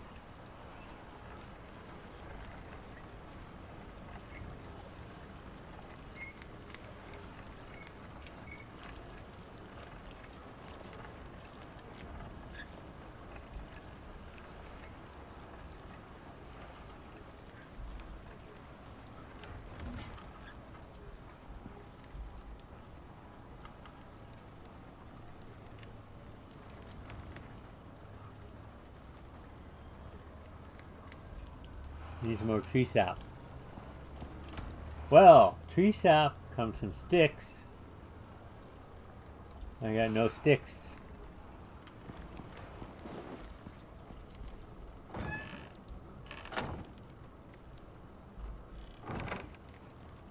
So we're gonna make some sticks.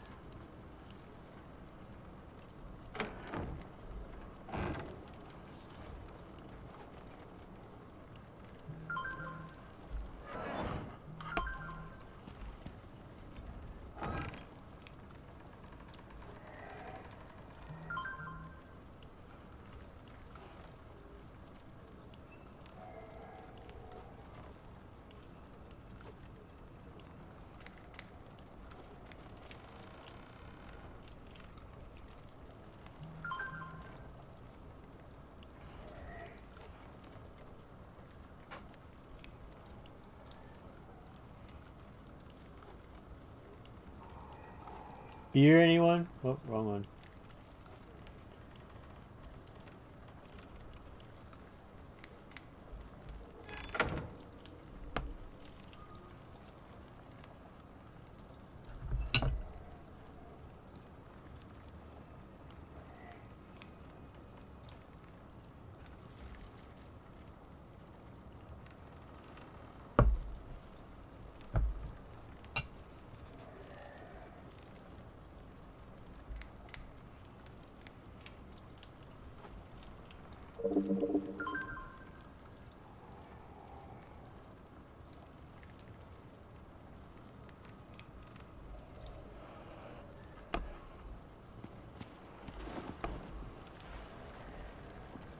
Did I complete that set?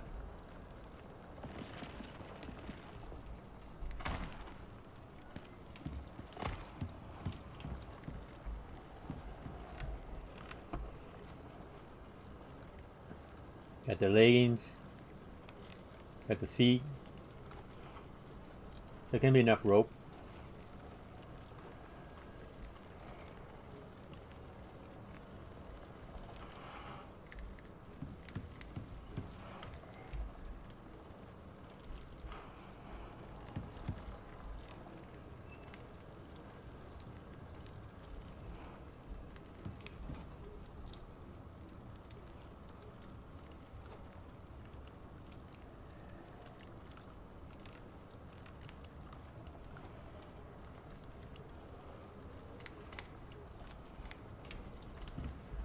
Come on.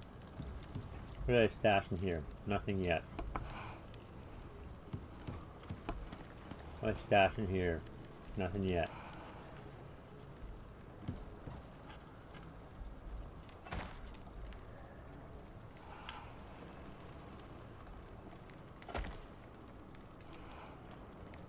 Micromanage. Is there rope in here? Copper nails is one rope.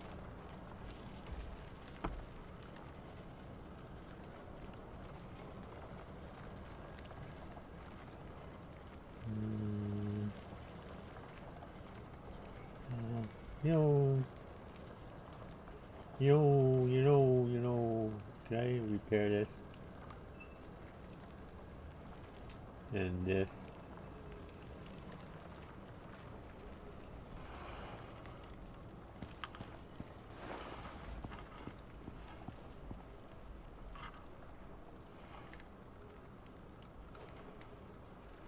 I do not believe that's enough. Crafting. Crafting, I said.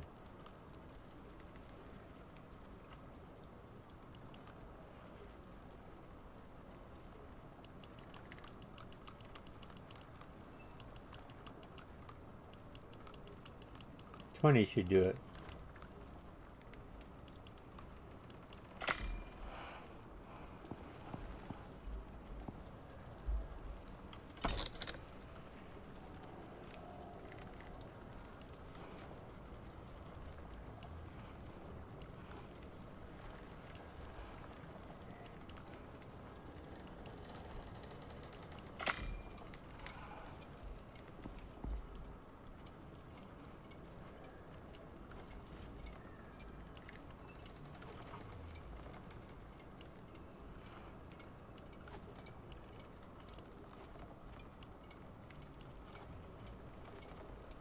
The ticking of the experience points clock.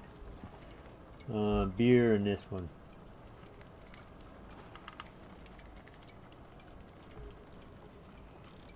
What's the wine? I don't have the wine recipe yet. I thought I had the wine recipe. Okay.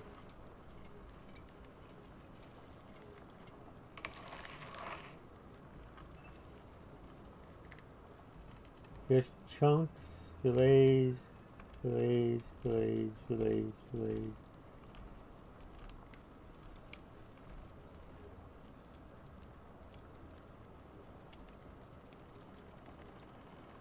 Saltwater fillets.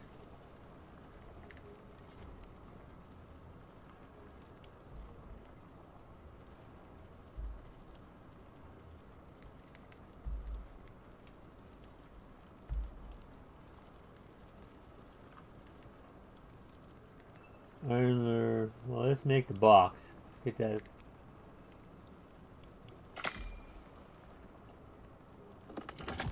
Platinum weave. 10 copper nails. I do have 10 copper nails. What do I need for the platinum weave?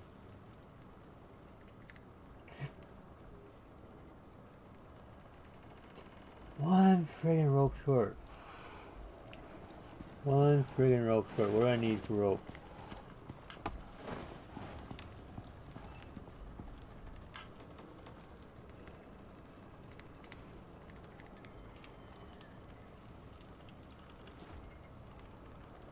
Need 12 fiber. What about the leather rope? What about the leather rope?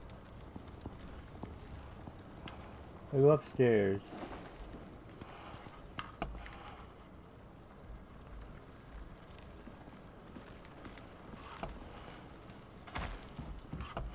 What do I need for a leather rope? Where do I make the leather rope? Right here? Need 5 leather. Yeah, I can do 5 leather.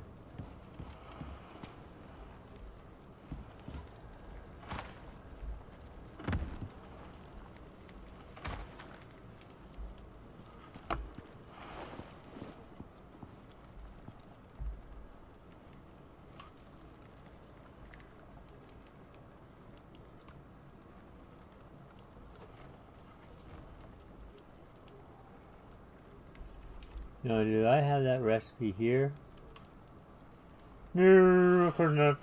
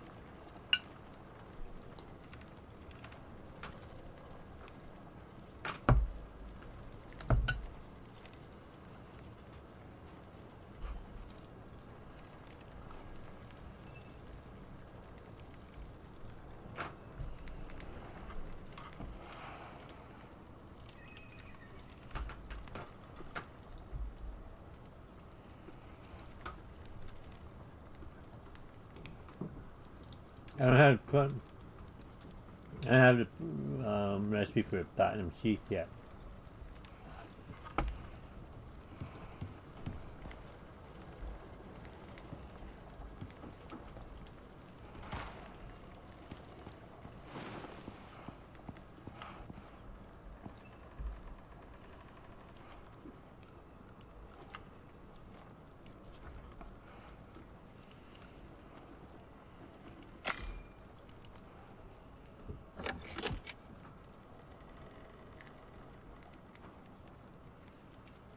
Two rope short. Okay, so you got the box, you got the rod, grab some leather. I don't need leather for that, so I'll grab the leather. Let's go make some more rope.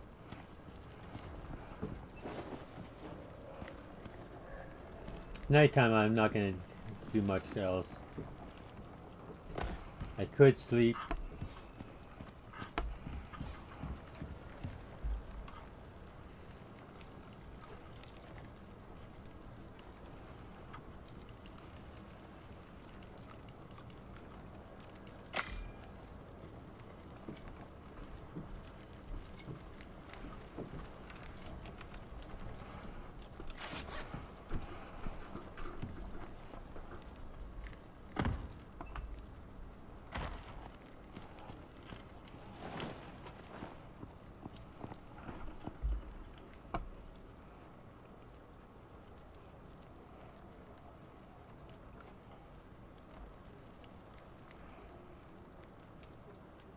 Oh, refined wood.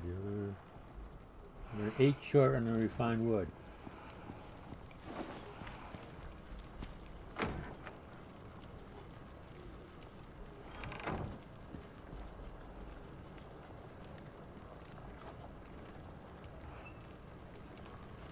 So we can make 5 each. So we go 220.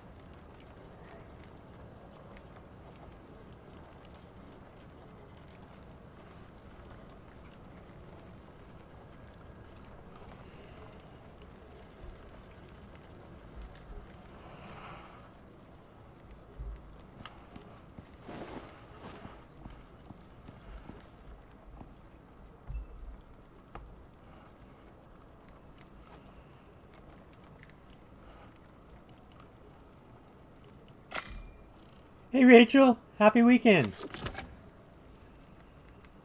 How you doing? I gotta make a lure. A wooden lure.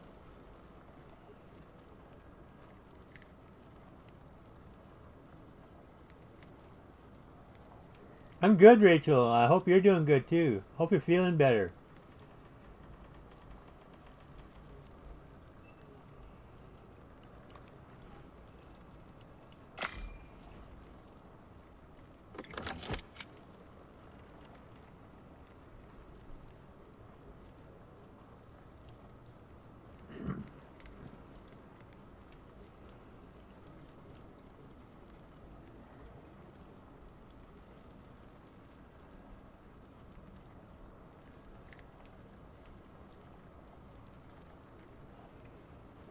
Hope you're feeling better, Rachel.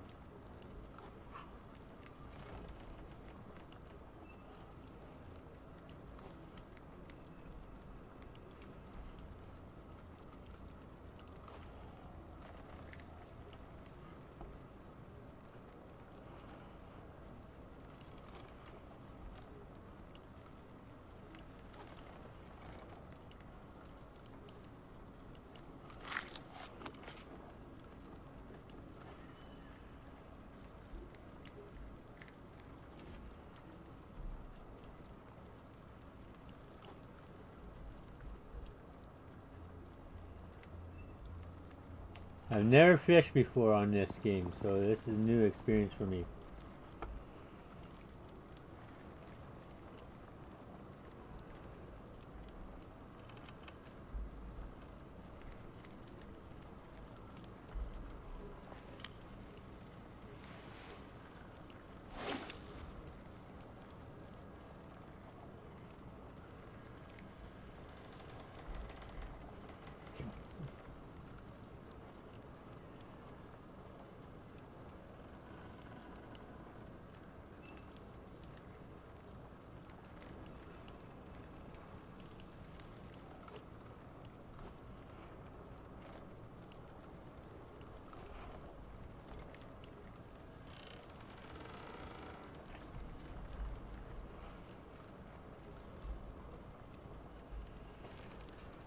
How do you attach to a rod?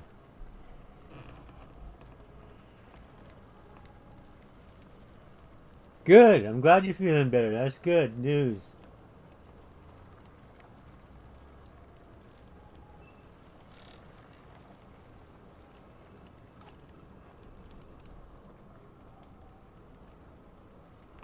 That's great news, Rachel.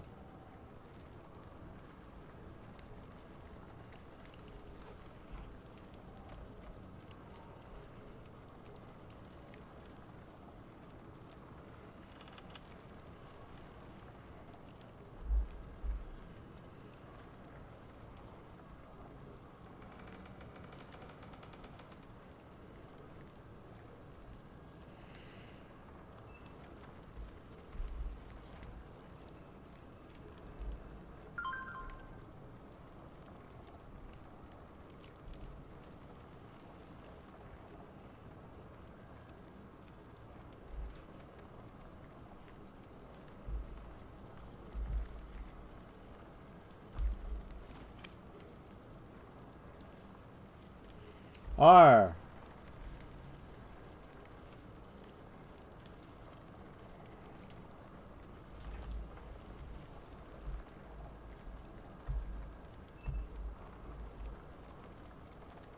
There we go.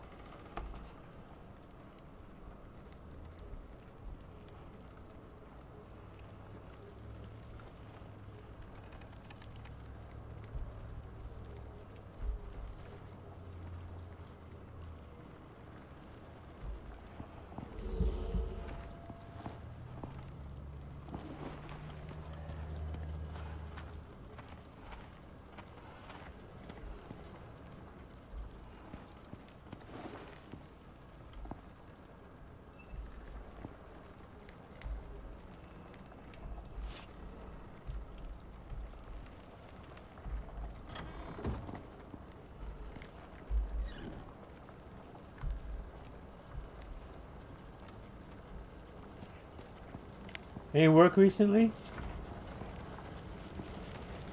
Did you get any work today, or are you just resting today?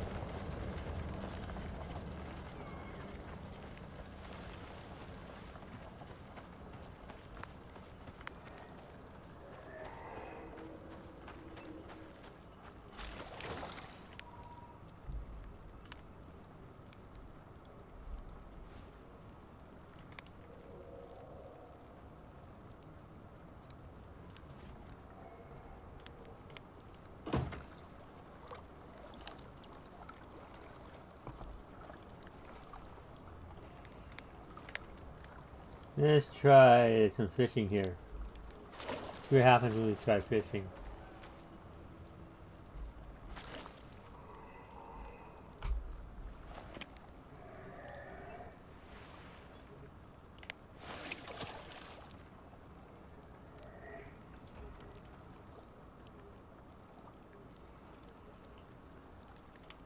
There's a crocodile out there.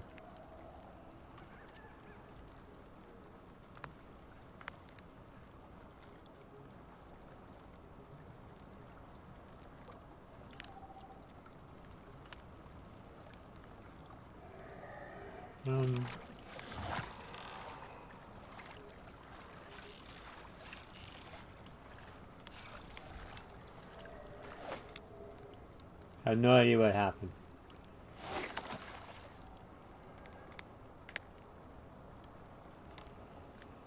Do you have to get over, or do you keep the...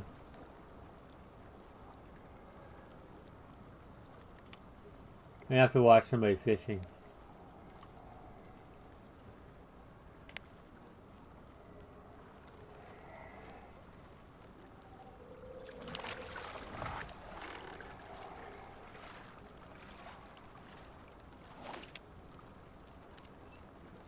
Okay, that's a waste of time.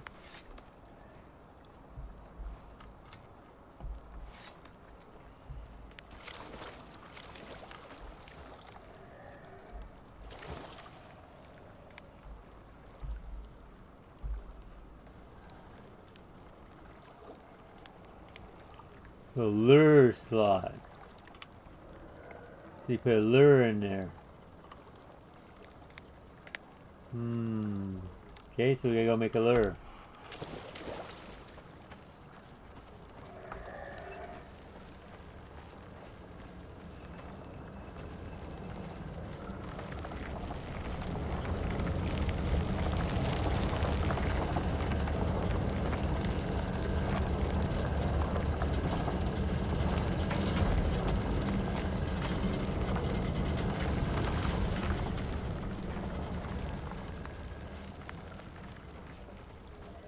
Our biofuel needed sap.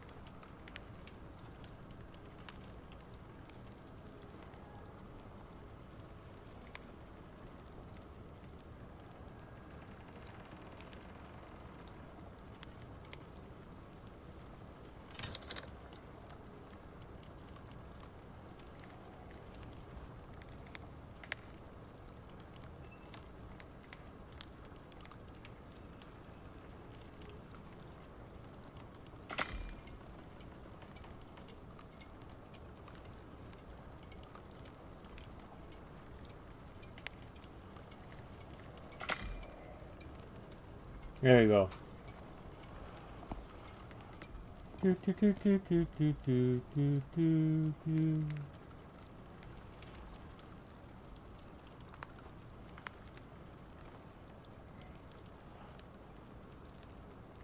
Need to fuel up our organics.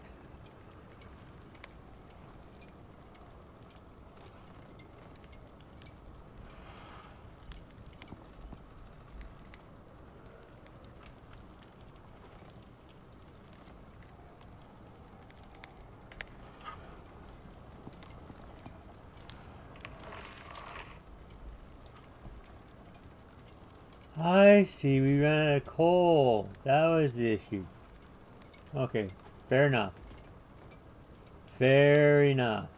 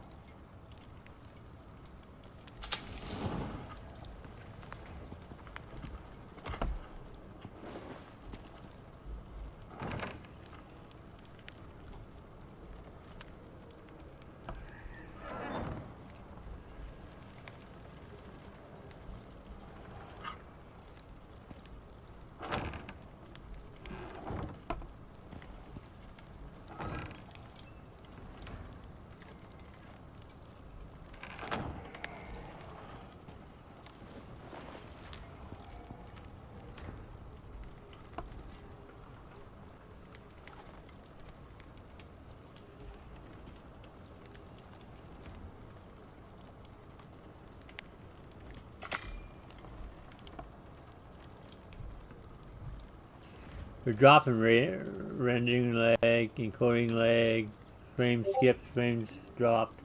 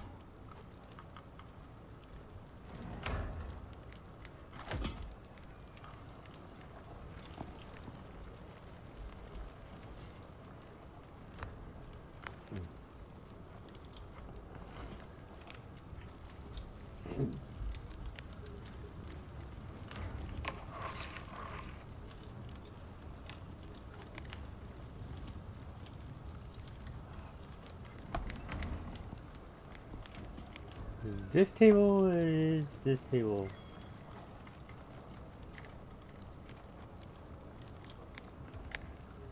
There's some rope. I'll be.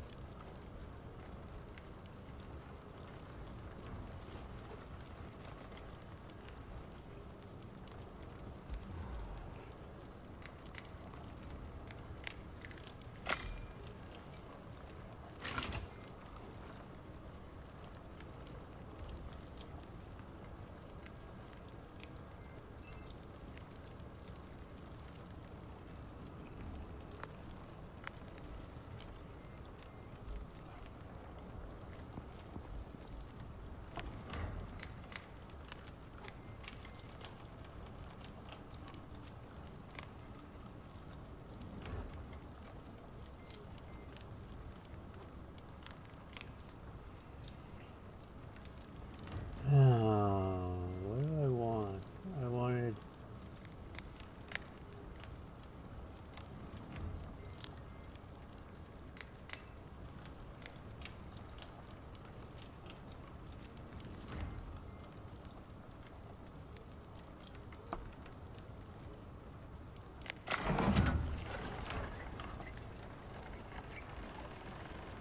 Water is low. Water is low. Water is low. Water is low. Drink. Drunk.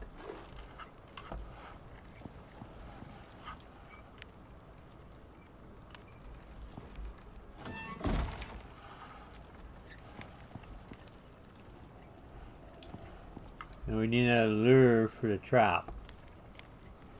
What lure should we make? We can grab some rope. We know we can grab some rope.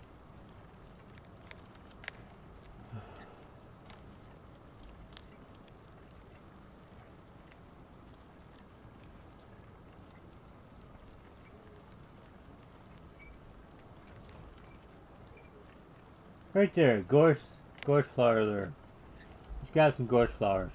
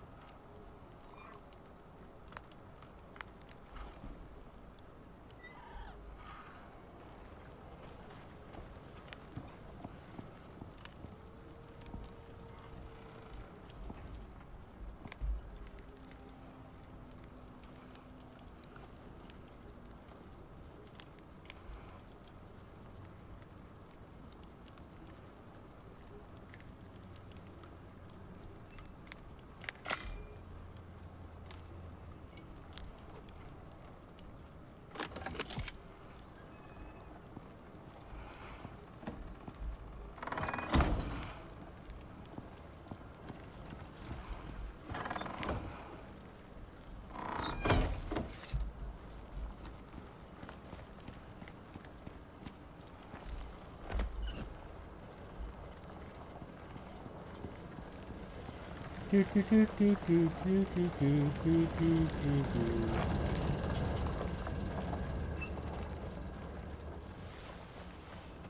bad there's no way you can tag these. There's gotta be a way you can tag these. There's gotta be a tag.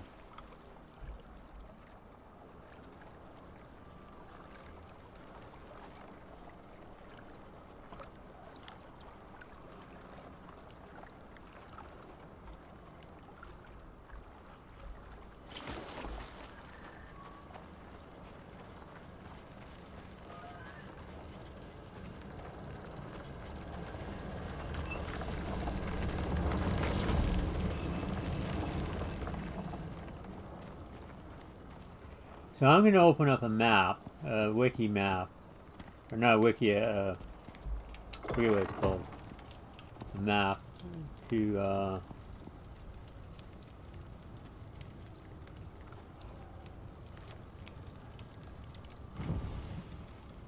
just going to store those in here.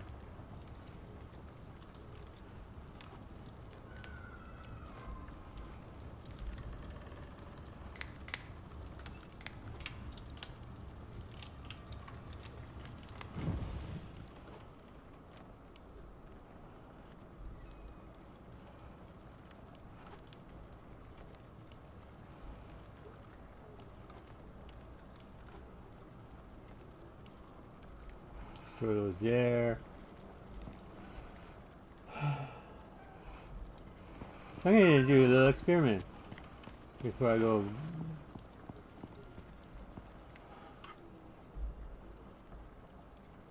I got a fish. I got a spotted snapper.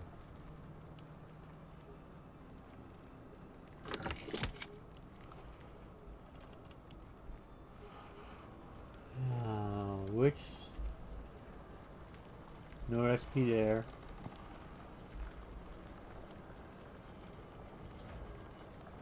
No recipe there, that's just handy. No recipe there, that's just handy. No recipe there, that's just handy.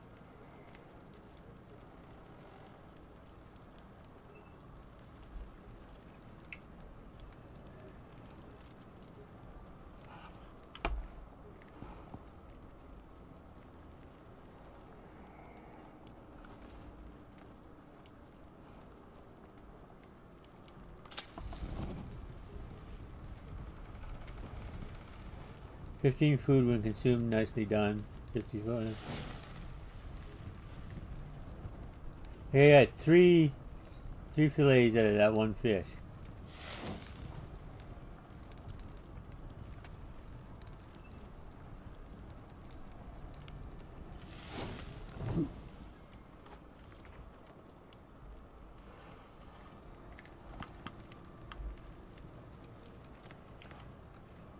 The stands, I got 600 seconds, 75 health, 15 stamina, 5 health regeneration.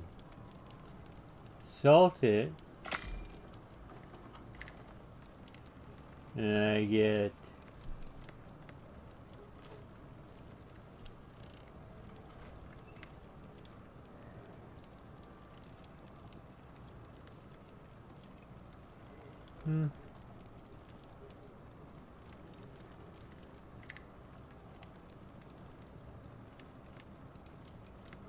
There's catching. Okay. Nope.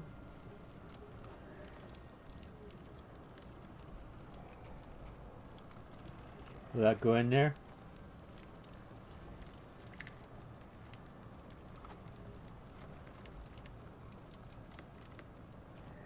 Huh. Let's see. Hold it.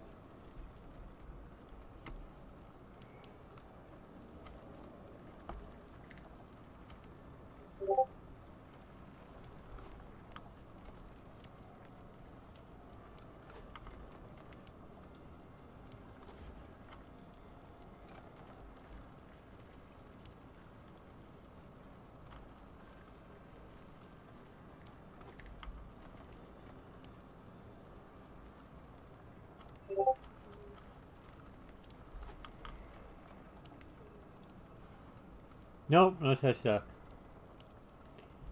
So if I go 10. Oh, I can put it down. I can put it down. So it's a kitchen item.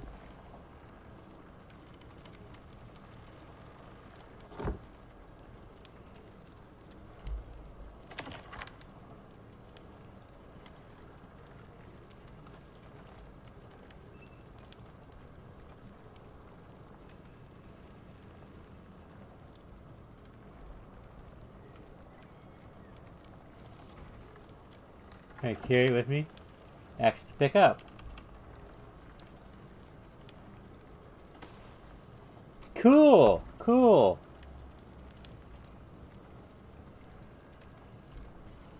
So I'll keep that in storage. Can I store it?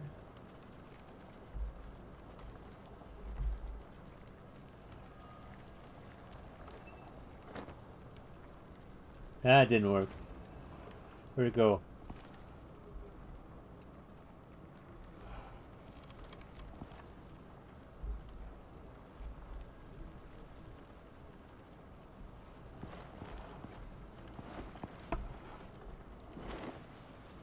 It was lost in limbo.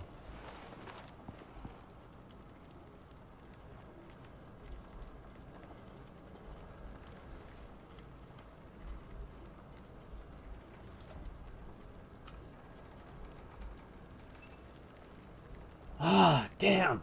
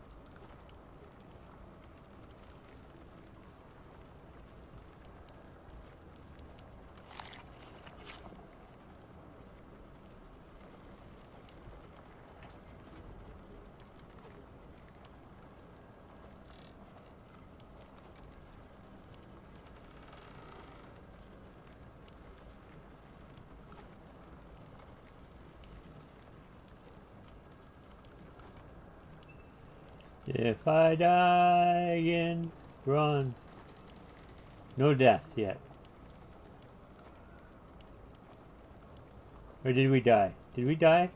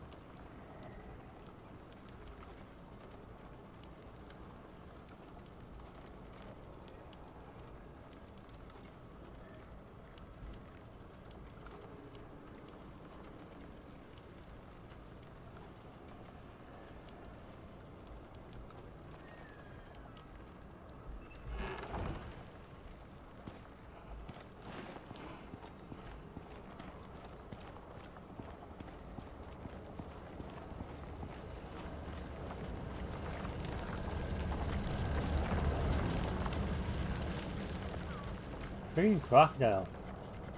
Can't avoid him.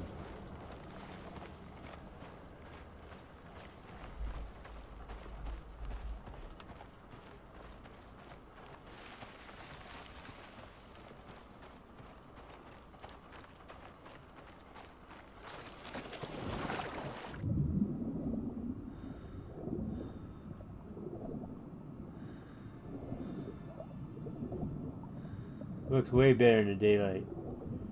No, if I remember right, I want to be over there.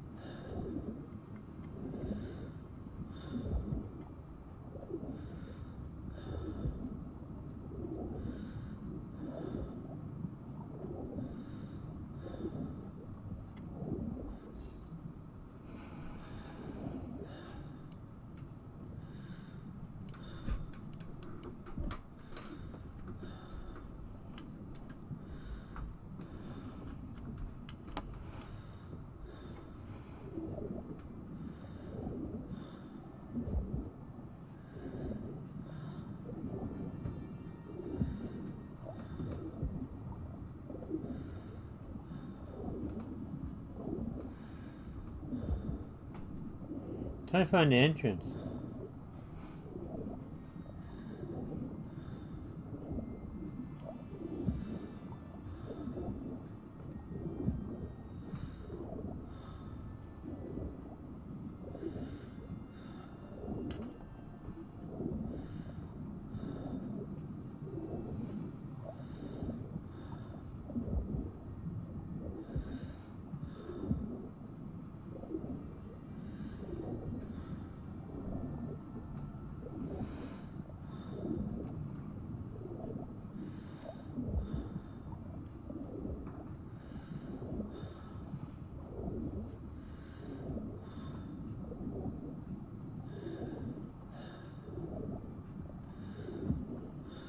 Haha.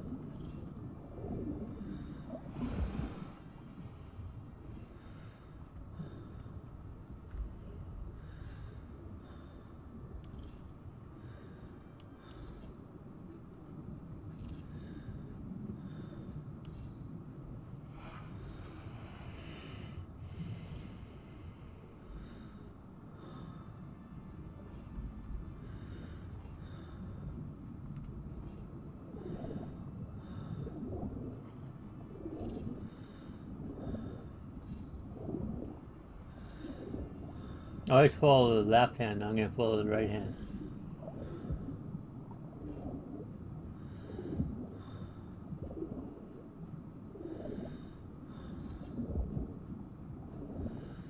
And it's always dark when I follow it.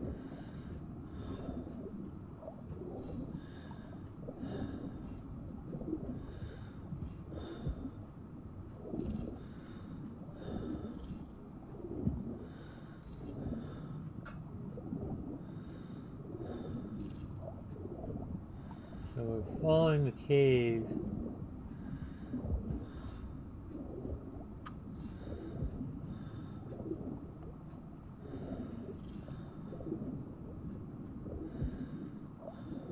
Eight seconds. I gotta let that run out. I didn't bring any supplies with me because I was just planning on re-establishing existing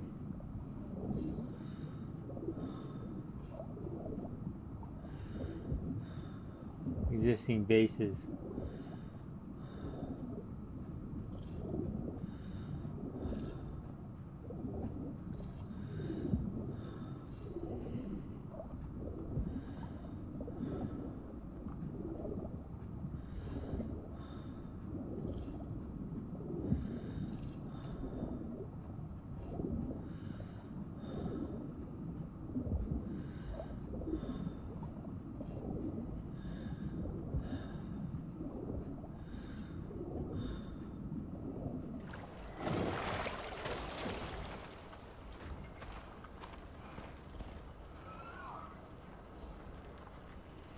Do I have any coal in that fire? I have coal in that fire, that's exactly it.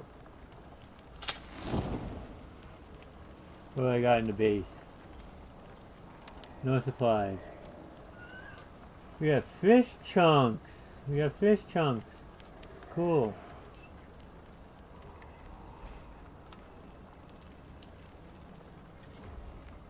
Warming up, warming up.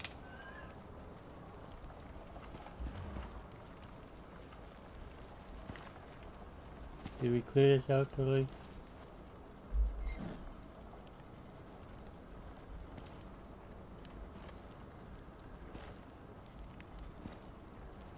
Where is he?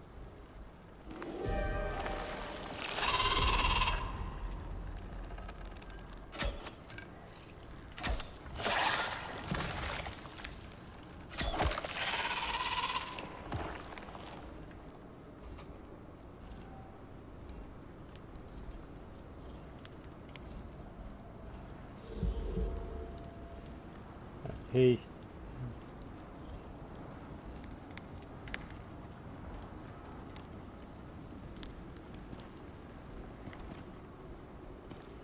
Forget what's in this cave. Is there another one?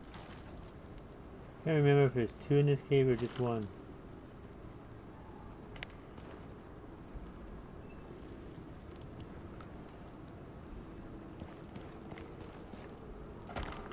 No deep core.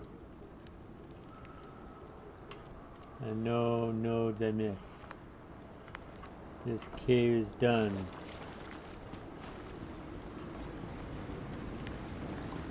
Basically just a refuge.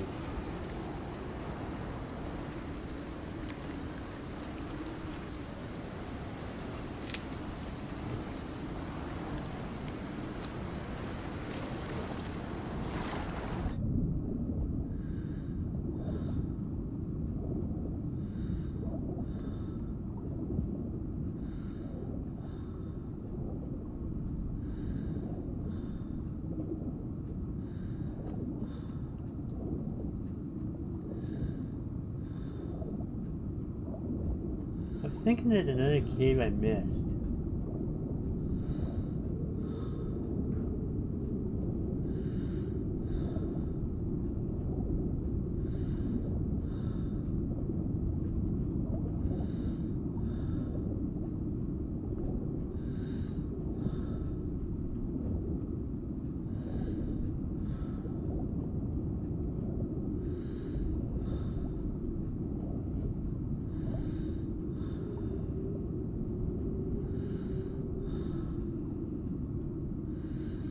I'm thinking now Now I'm thinking there's only the 2 caves here.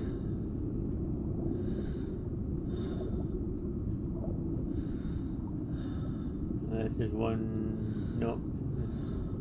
It's just an illusion.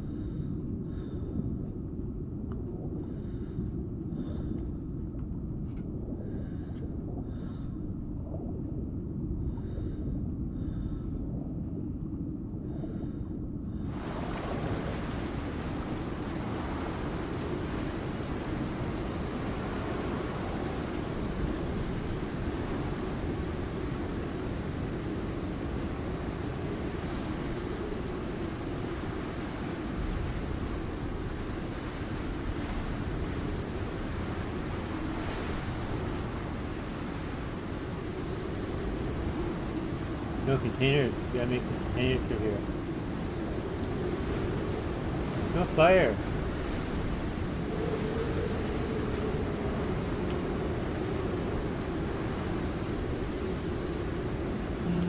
Crap.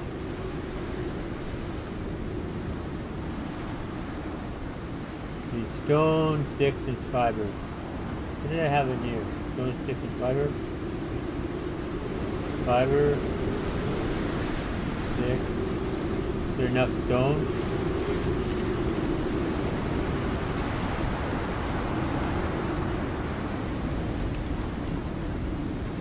Not enough stone.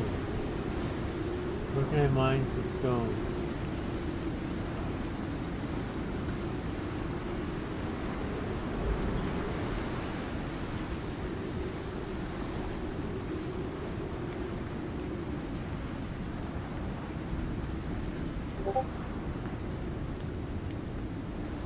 Cool.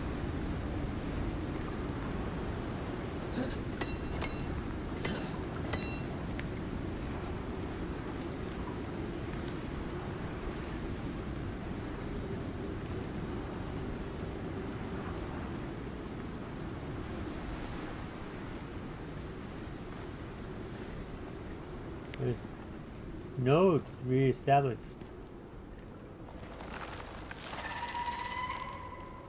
Oh yeah.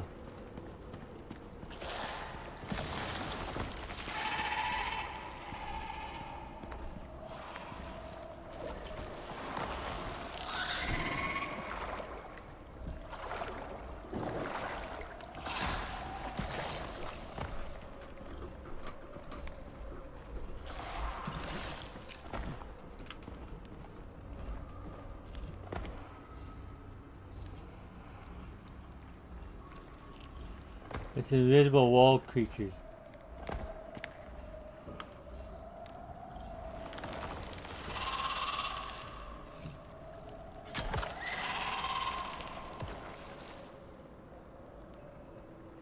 It's the invisible wall creatures. I remember this one. I got so frustrated I died repeatedly to the invisible wall creatures.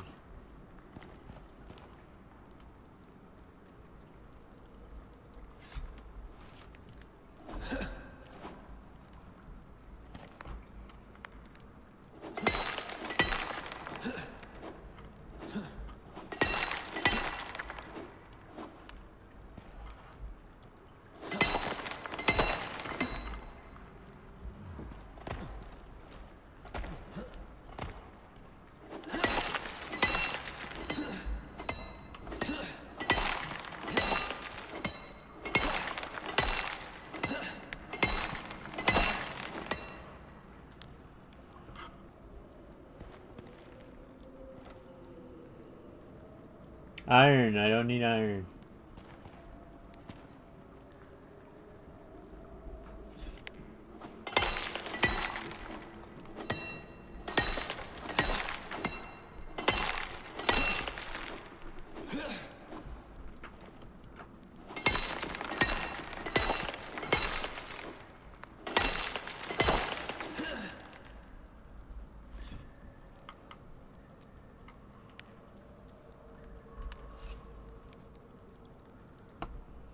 Could use the coal though.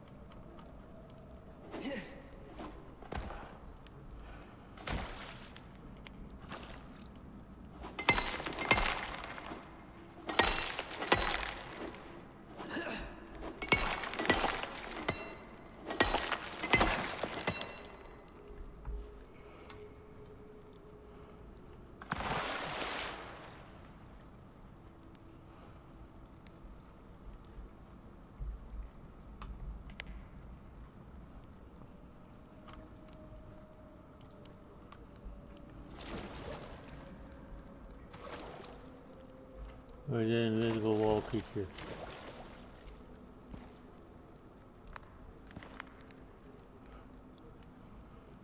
Did I actually kill him?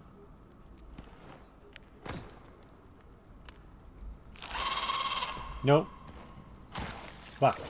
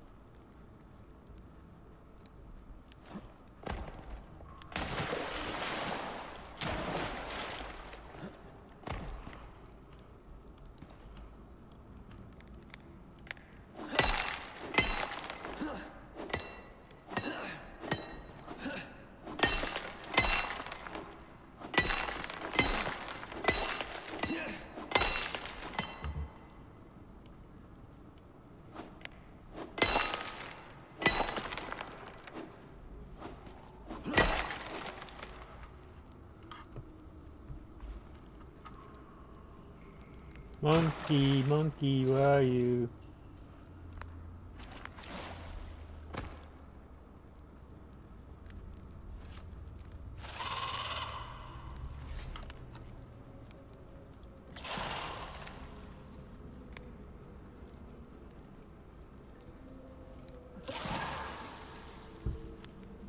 He's not hitting me.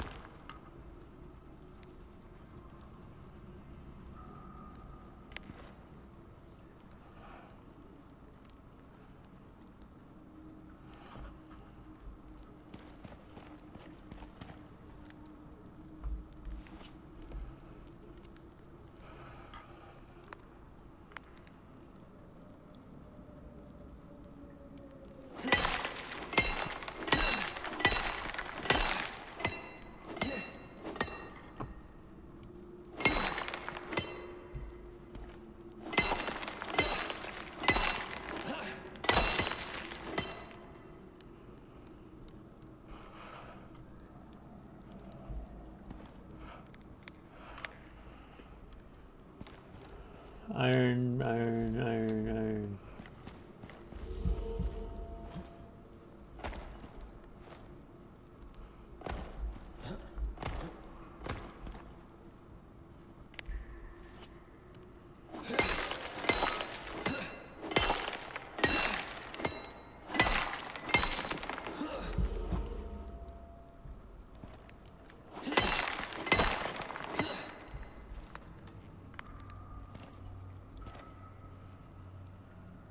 There's some copper.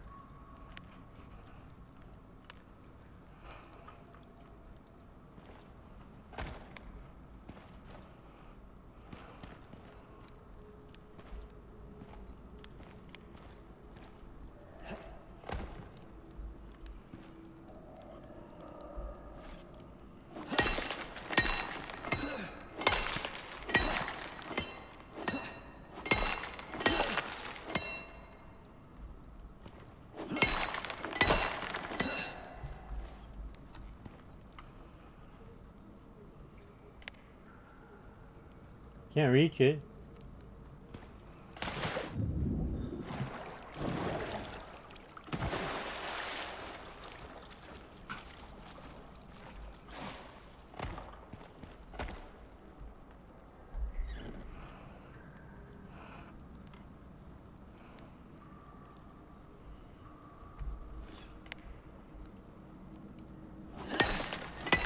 I can reach it. Just put a pull out. I haven't seen any gold in here.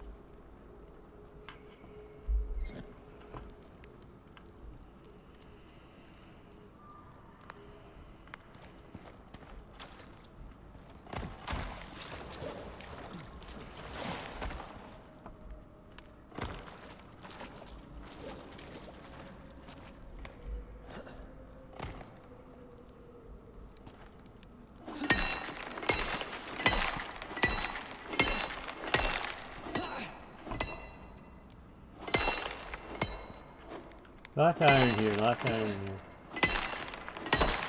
I died so many times trying to clear this cave.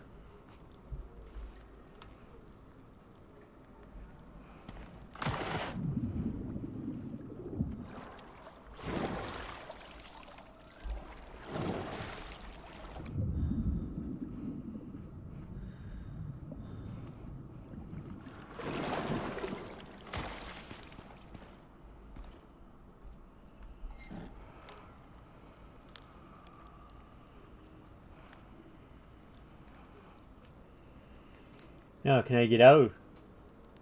Can I friggin' get out? Hey, heal up.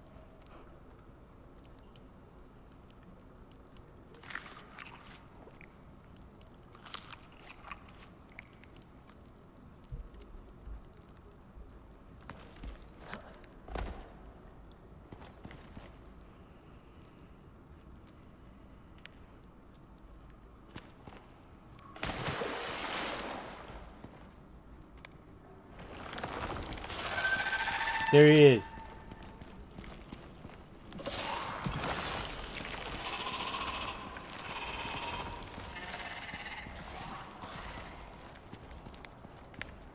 I saw him. He's way back in the way back in the rocks.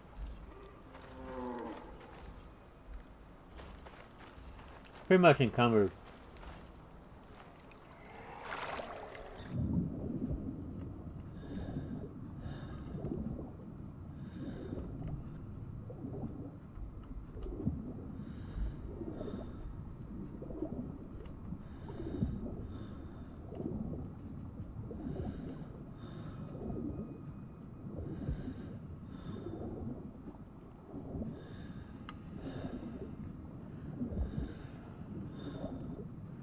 So right now I'm just looking for experience.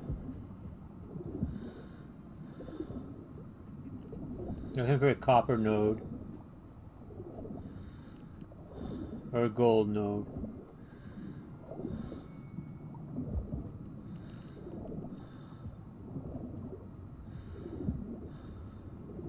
Gonna make a highway from this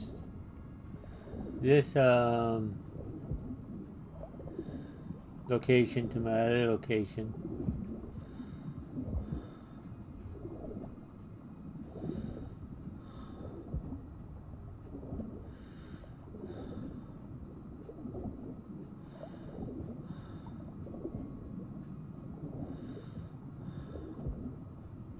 The trick is getting back to... Well, I'm still down here and still protected.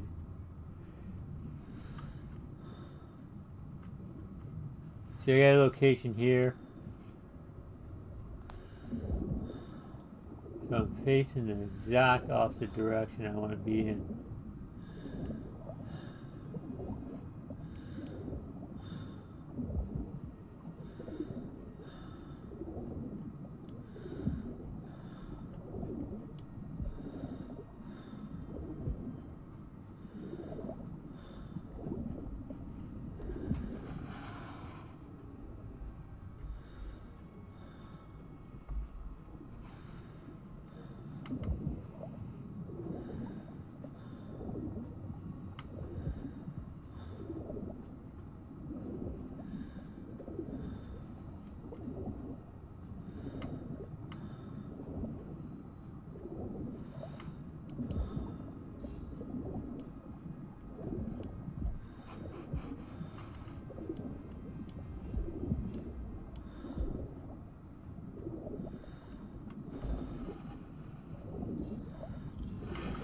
Where are you, you bastard?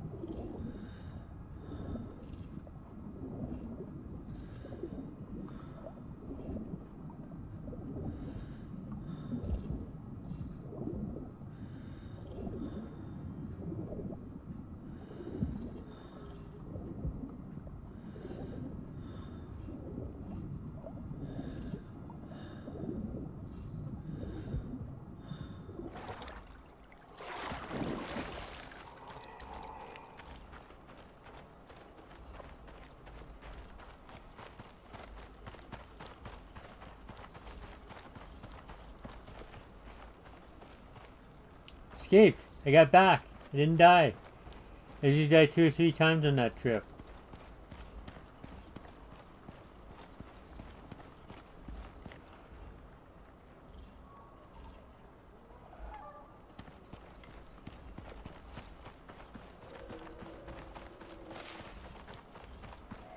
There's usually a bear waiting for me when I get back.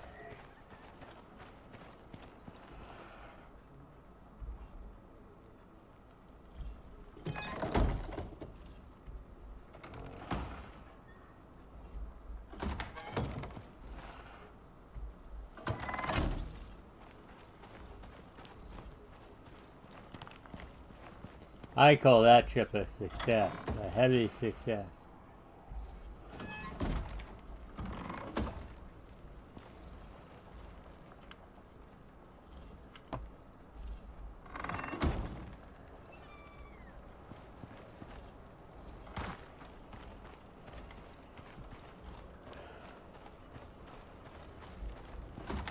Oh, what was that? Can I get him? I want him.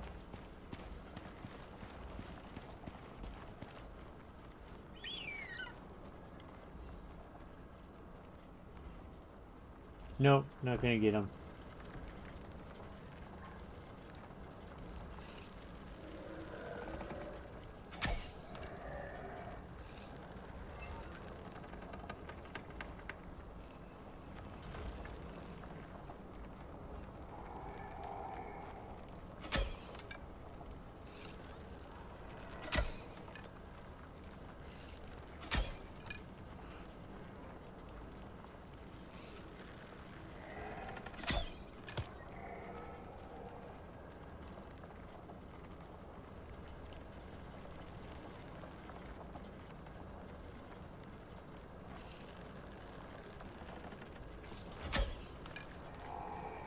Nah, they're too far away. Wasting arrows.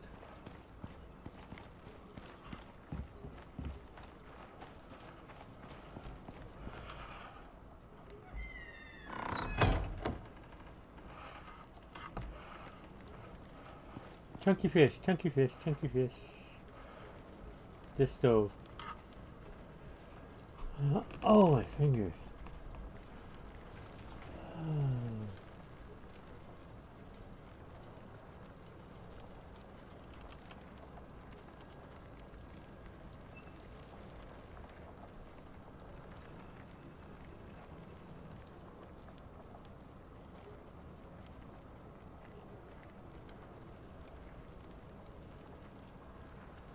Fillet and so are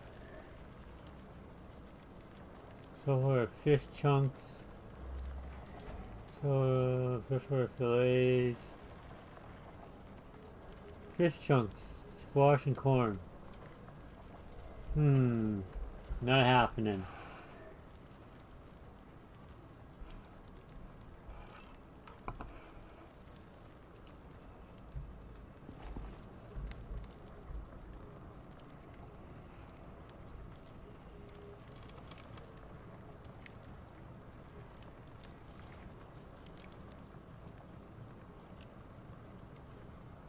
Squash and corn.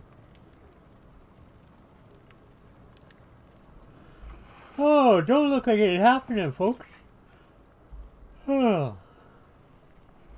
Excuse me.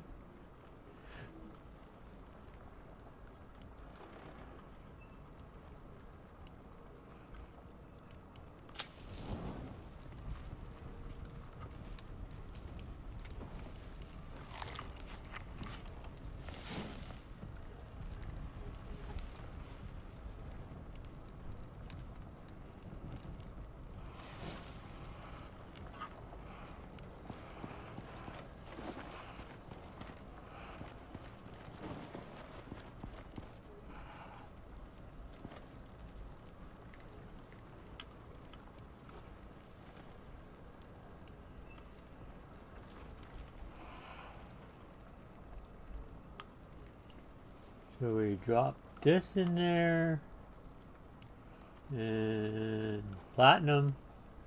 We're running short of platinum. Aluminum, nope, we're not dropping aluminum in there. Titanium.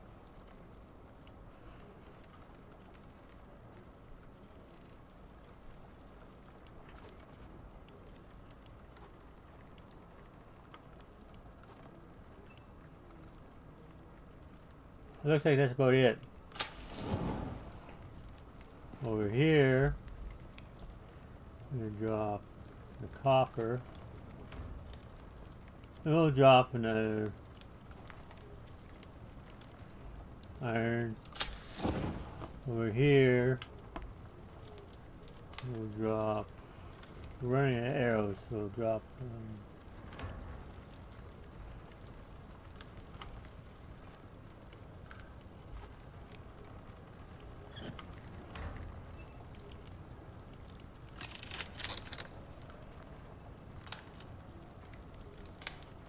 bull turkeys. Red leather. Bull turkeys.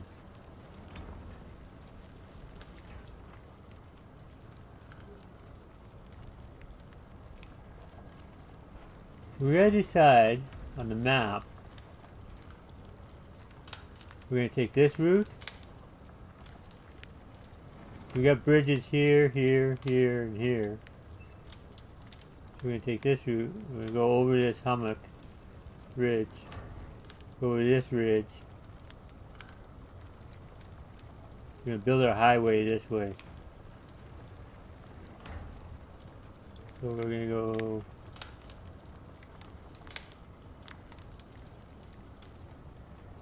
down here or over here. Do we go low or high? I'm thinking going low. Going low, go this way.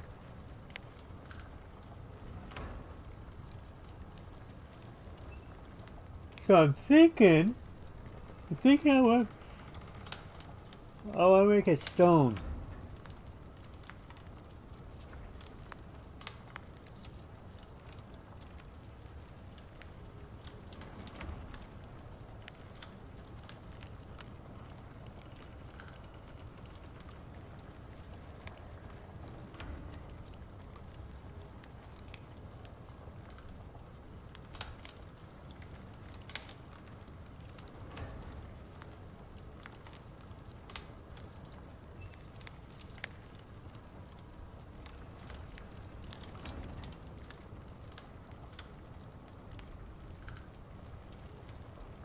If I make a stone, I need lots of nails and lots of stone.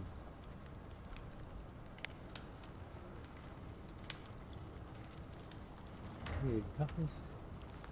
I need maybe one more of those. That's good.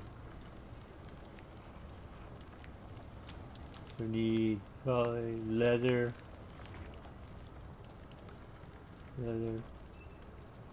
How am I gonna get leather? I butchered the bison.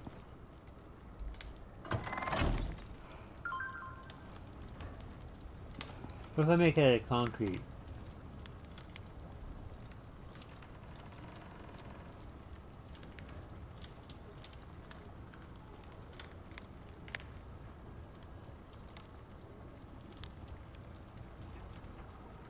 I could do concrete.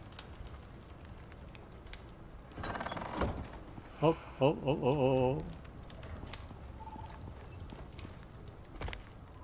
So I can do steel.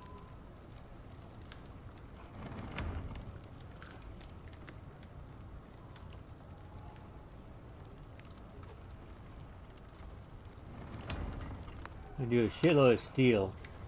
Make rods. And screws.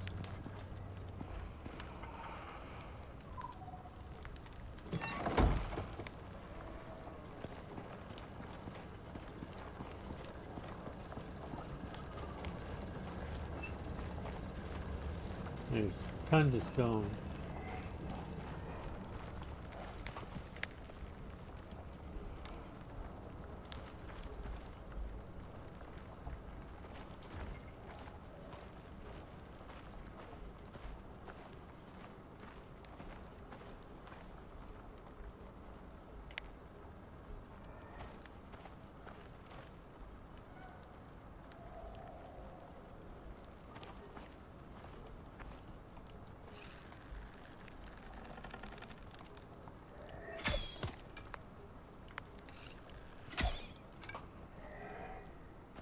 I gotta get better arrows.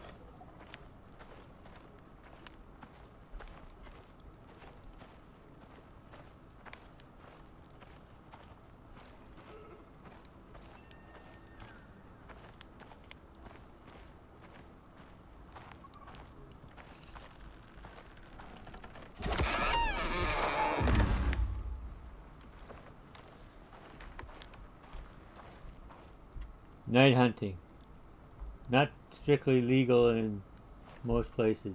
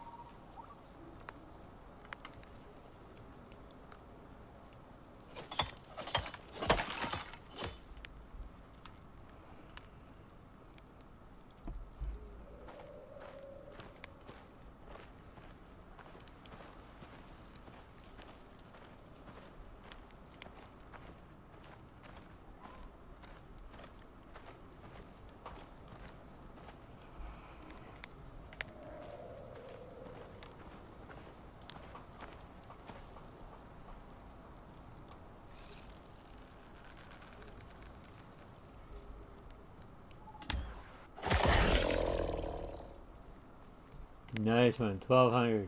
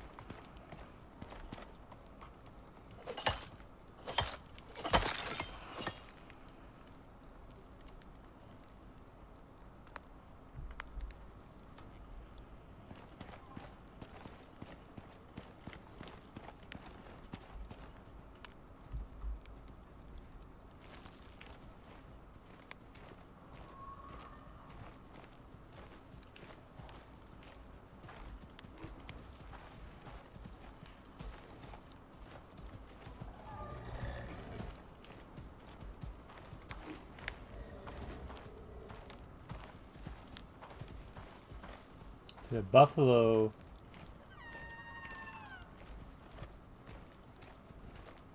What's this down here?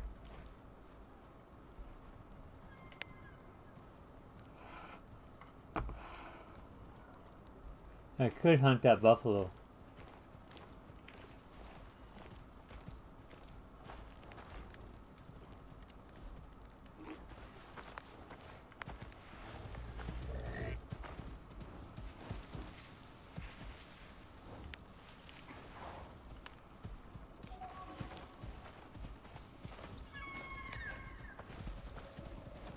No, what I was coming over here for is to see what this node was. I can't remember if it's silicate or sulfate.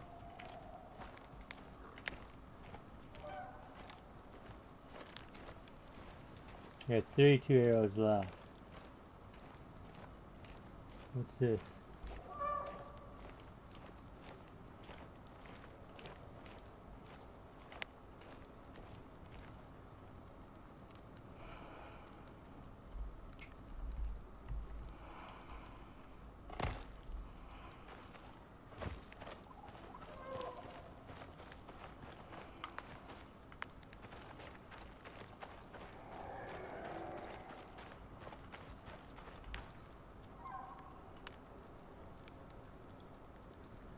Sulfur. Damn it. Okay, so I gotta go into the cave and pump up that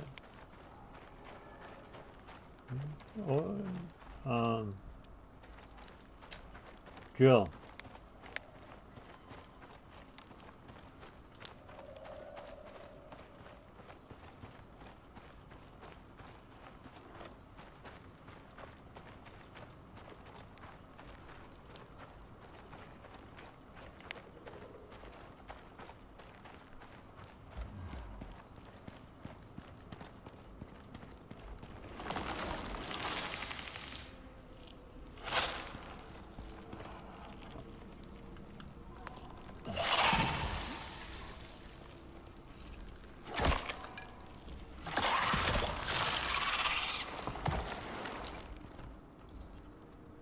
Got a little eager there.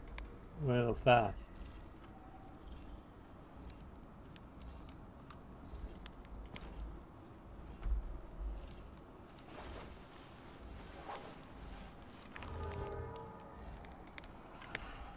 See how well that works? Got rid of it right away.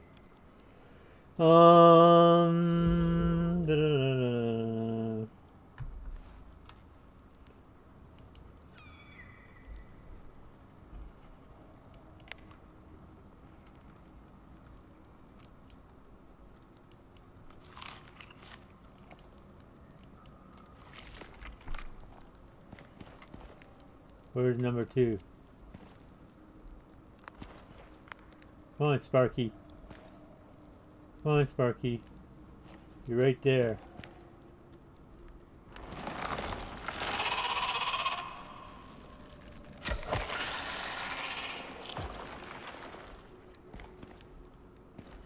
Come on, Sparky. You're right there.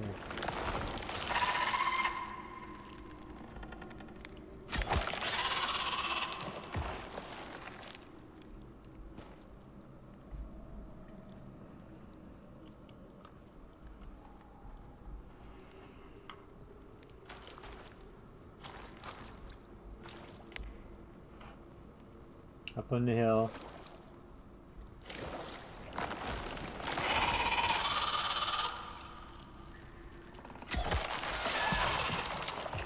If you play it right, you can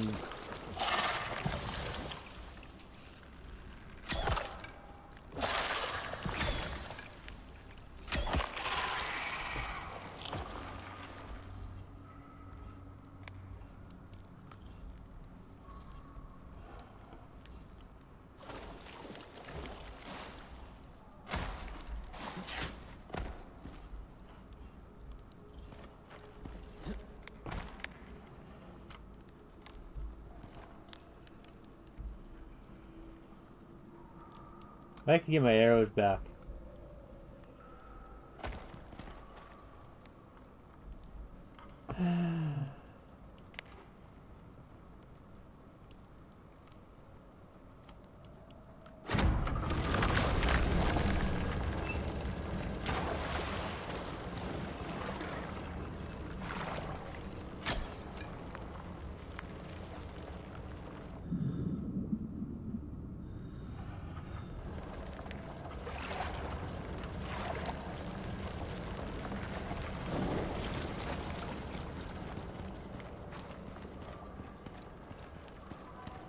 It's annoying that you have to kill them every time you go in there. The dehumidifier is supposed to fix that. So I'm thinking of building it. I thought I built a dehumidifier.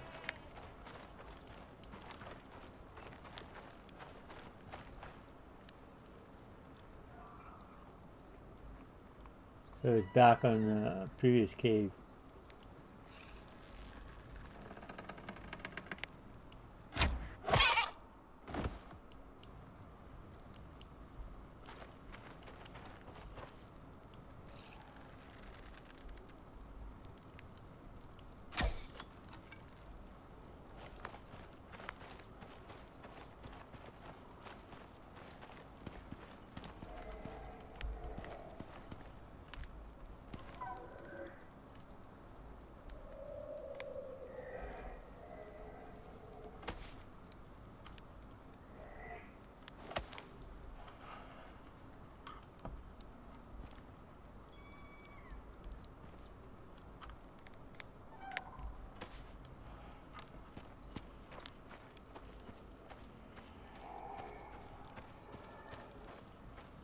Avoid the aggressive people.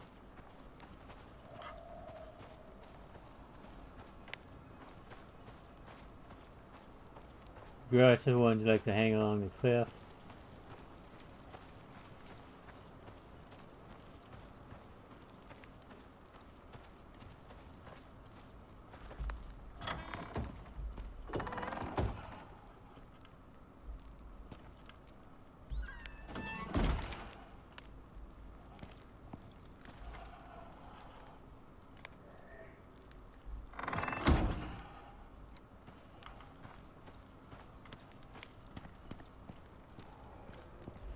I'll put a skinning table up here too.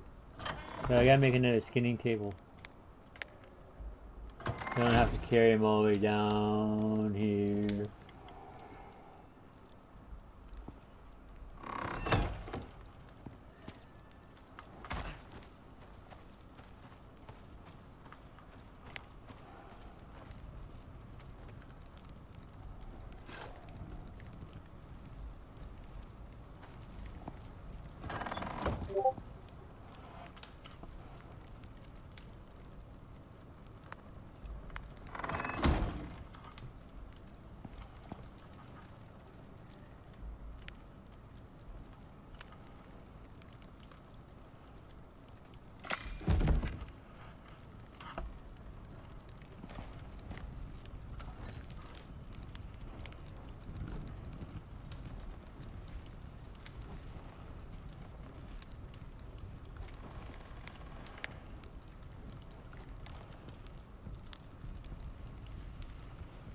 Oh, what other meat was there?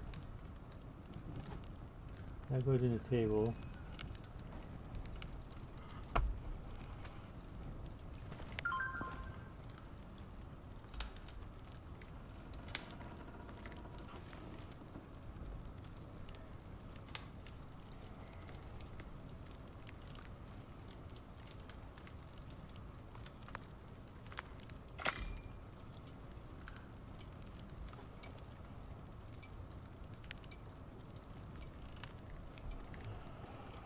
Now I should be able to make arrows.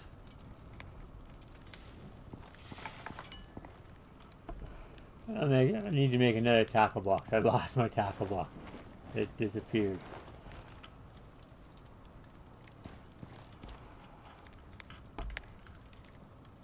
My responses are getting bad. Getting some bad lag.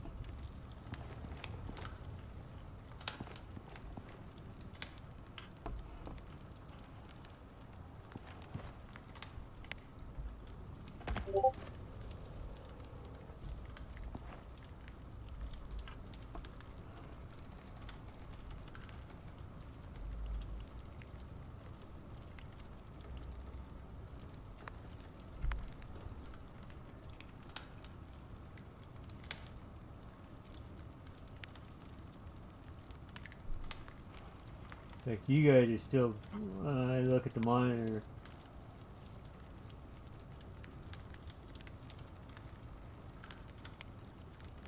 You guys are still back in the cave.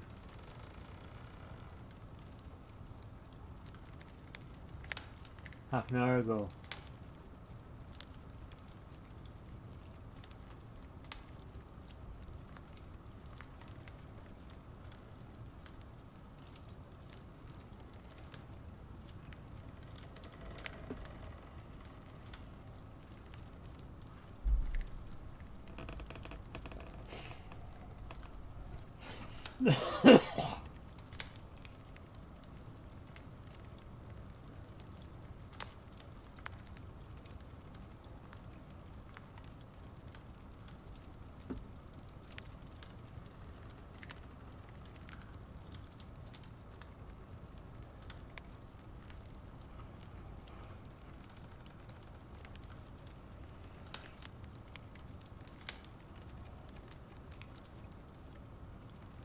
It just dropped to like 5 frames per second.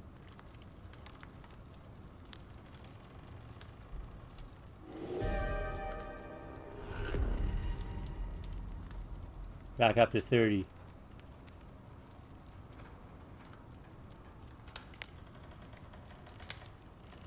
Holy crap.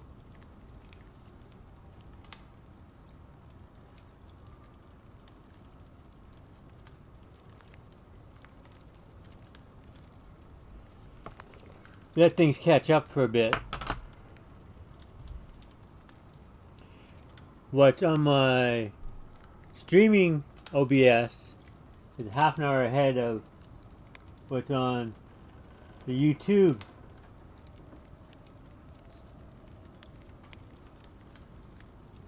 YouTube's half an hour behind me.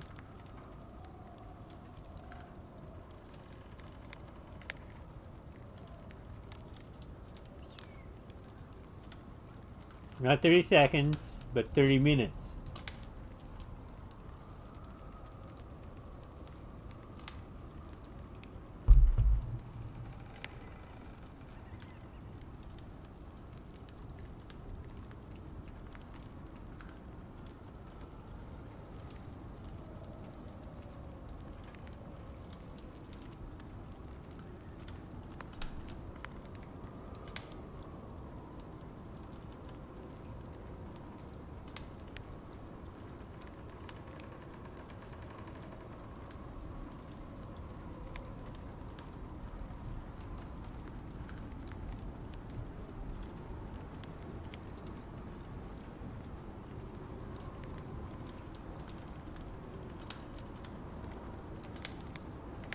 I don't know how you guys can watch this. It's so laggy. 8 frames per second on the stream. And on YouTube it's rendering at 5 frames per second.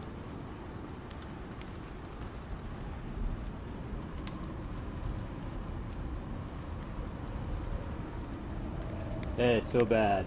That is so bad.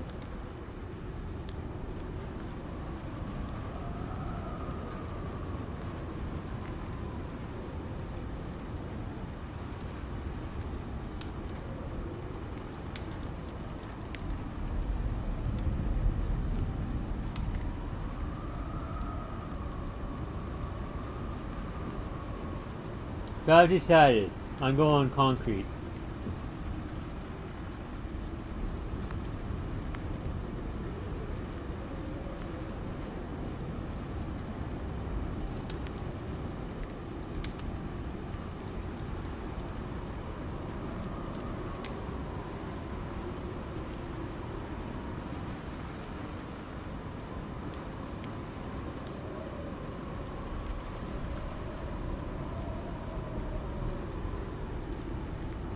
Give me a second.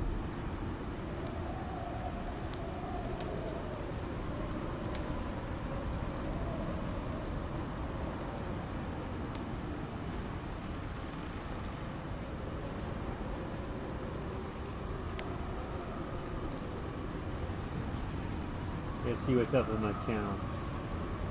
Why the rendering is so friggin' slow.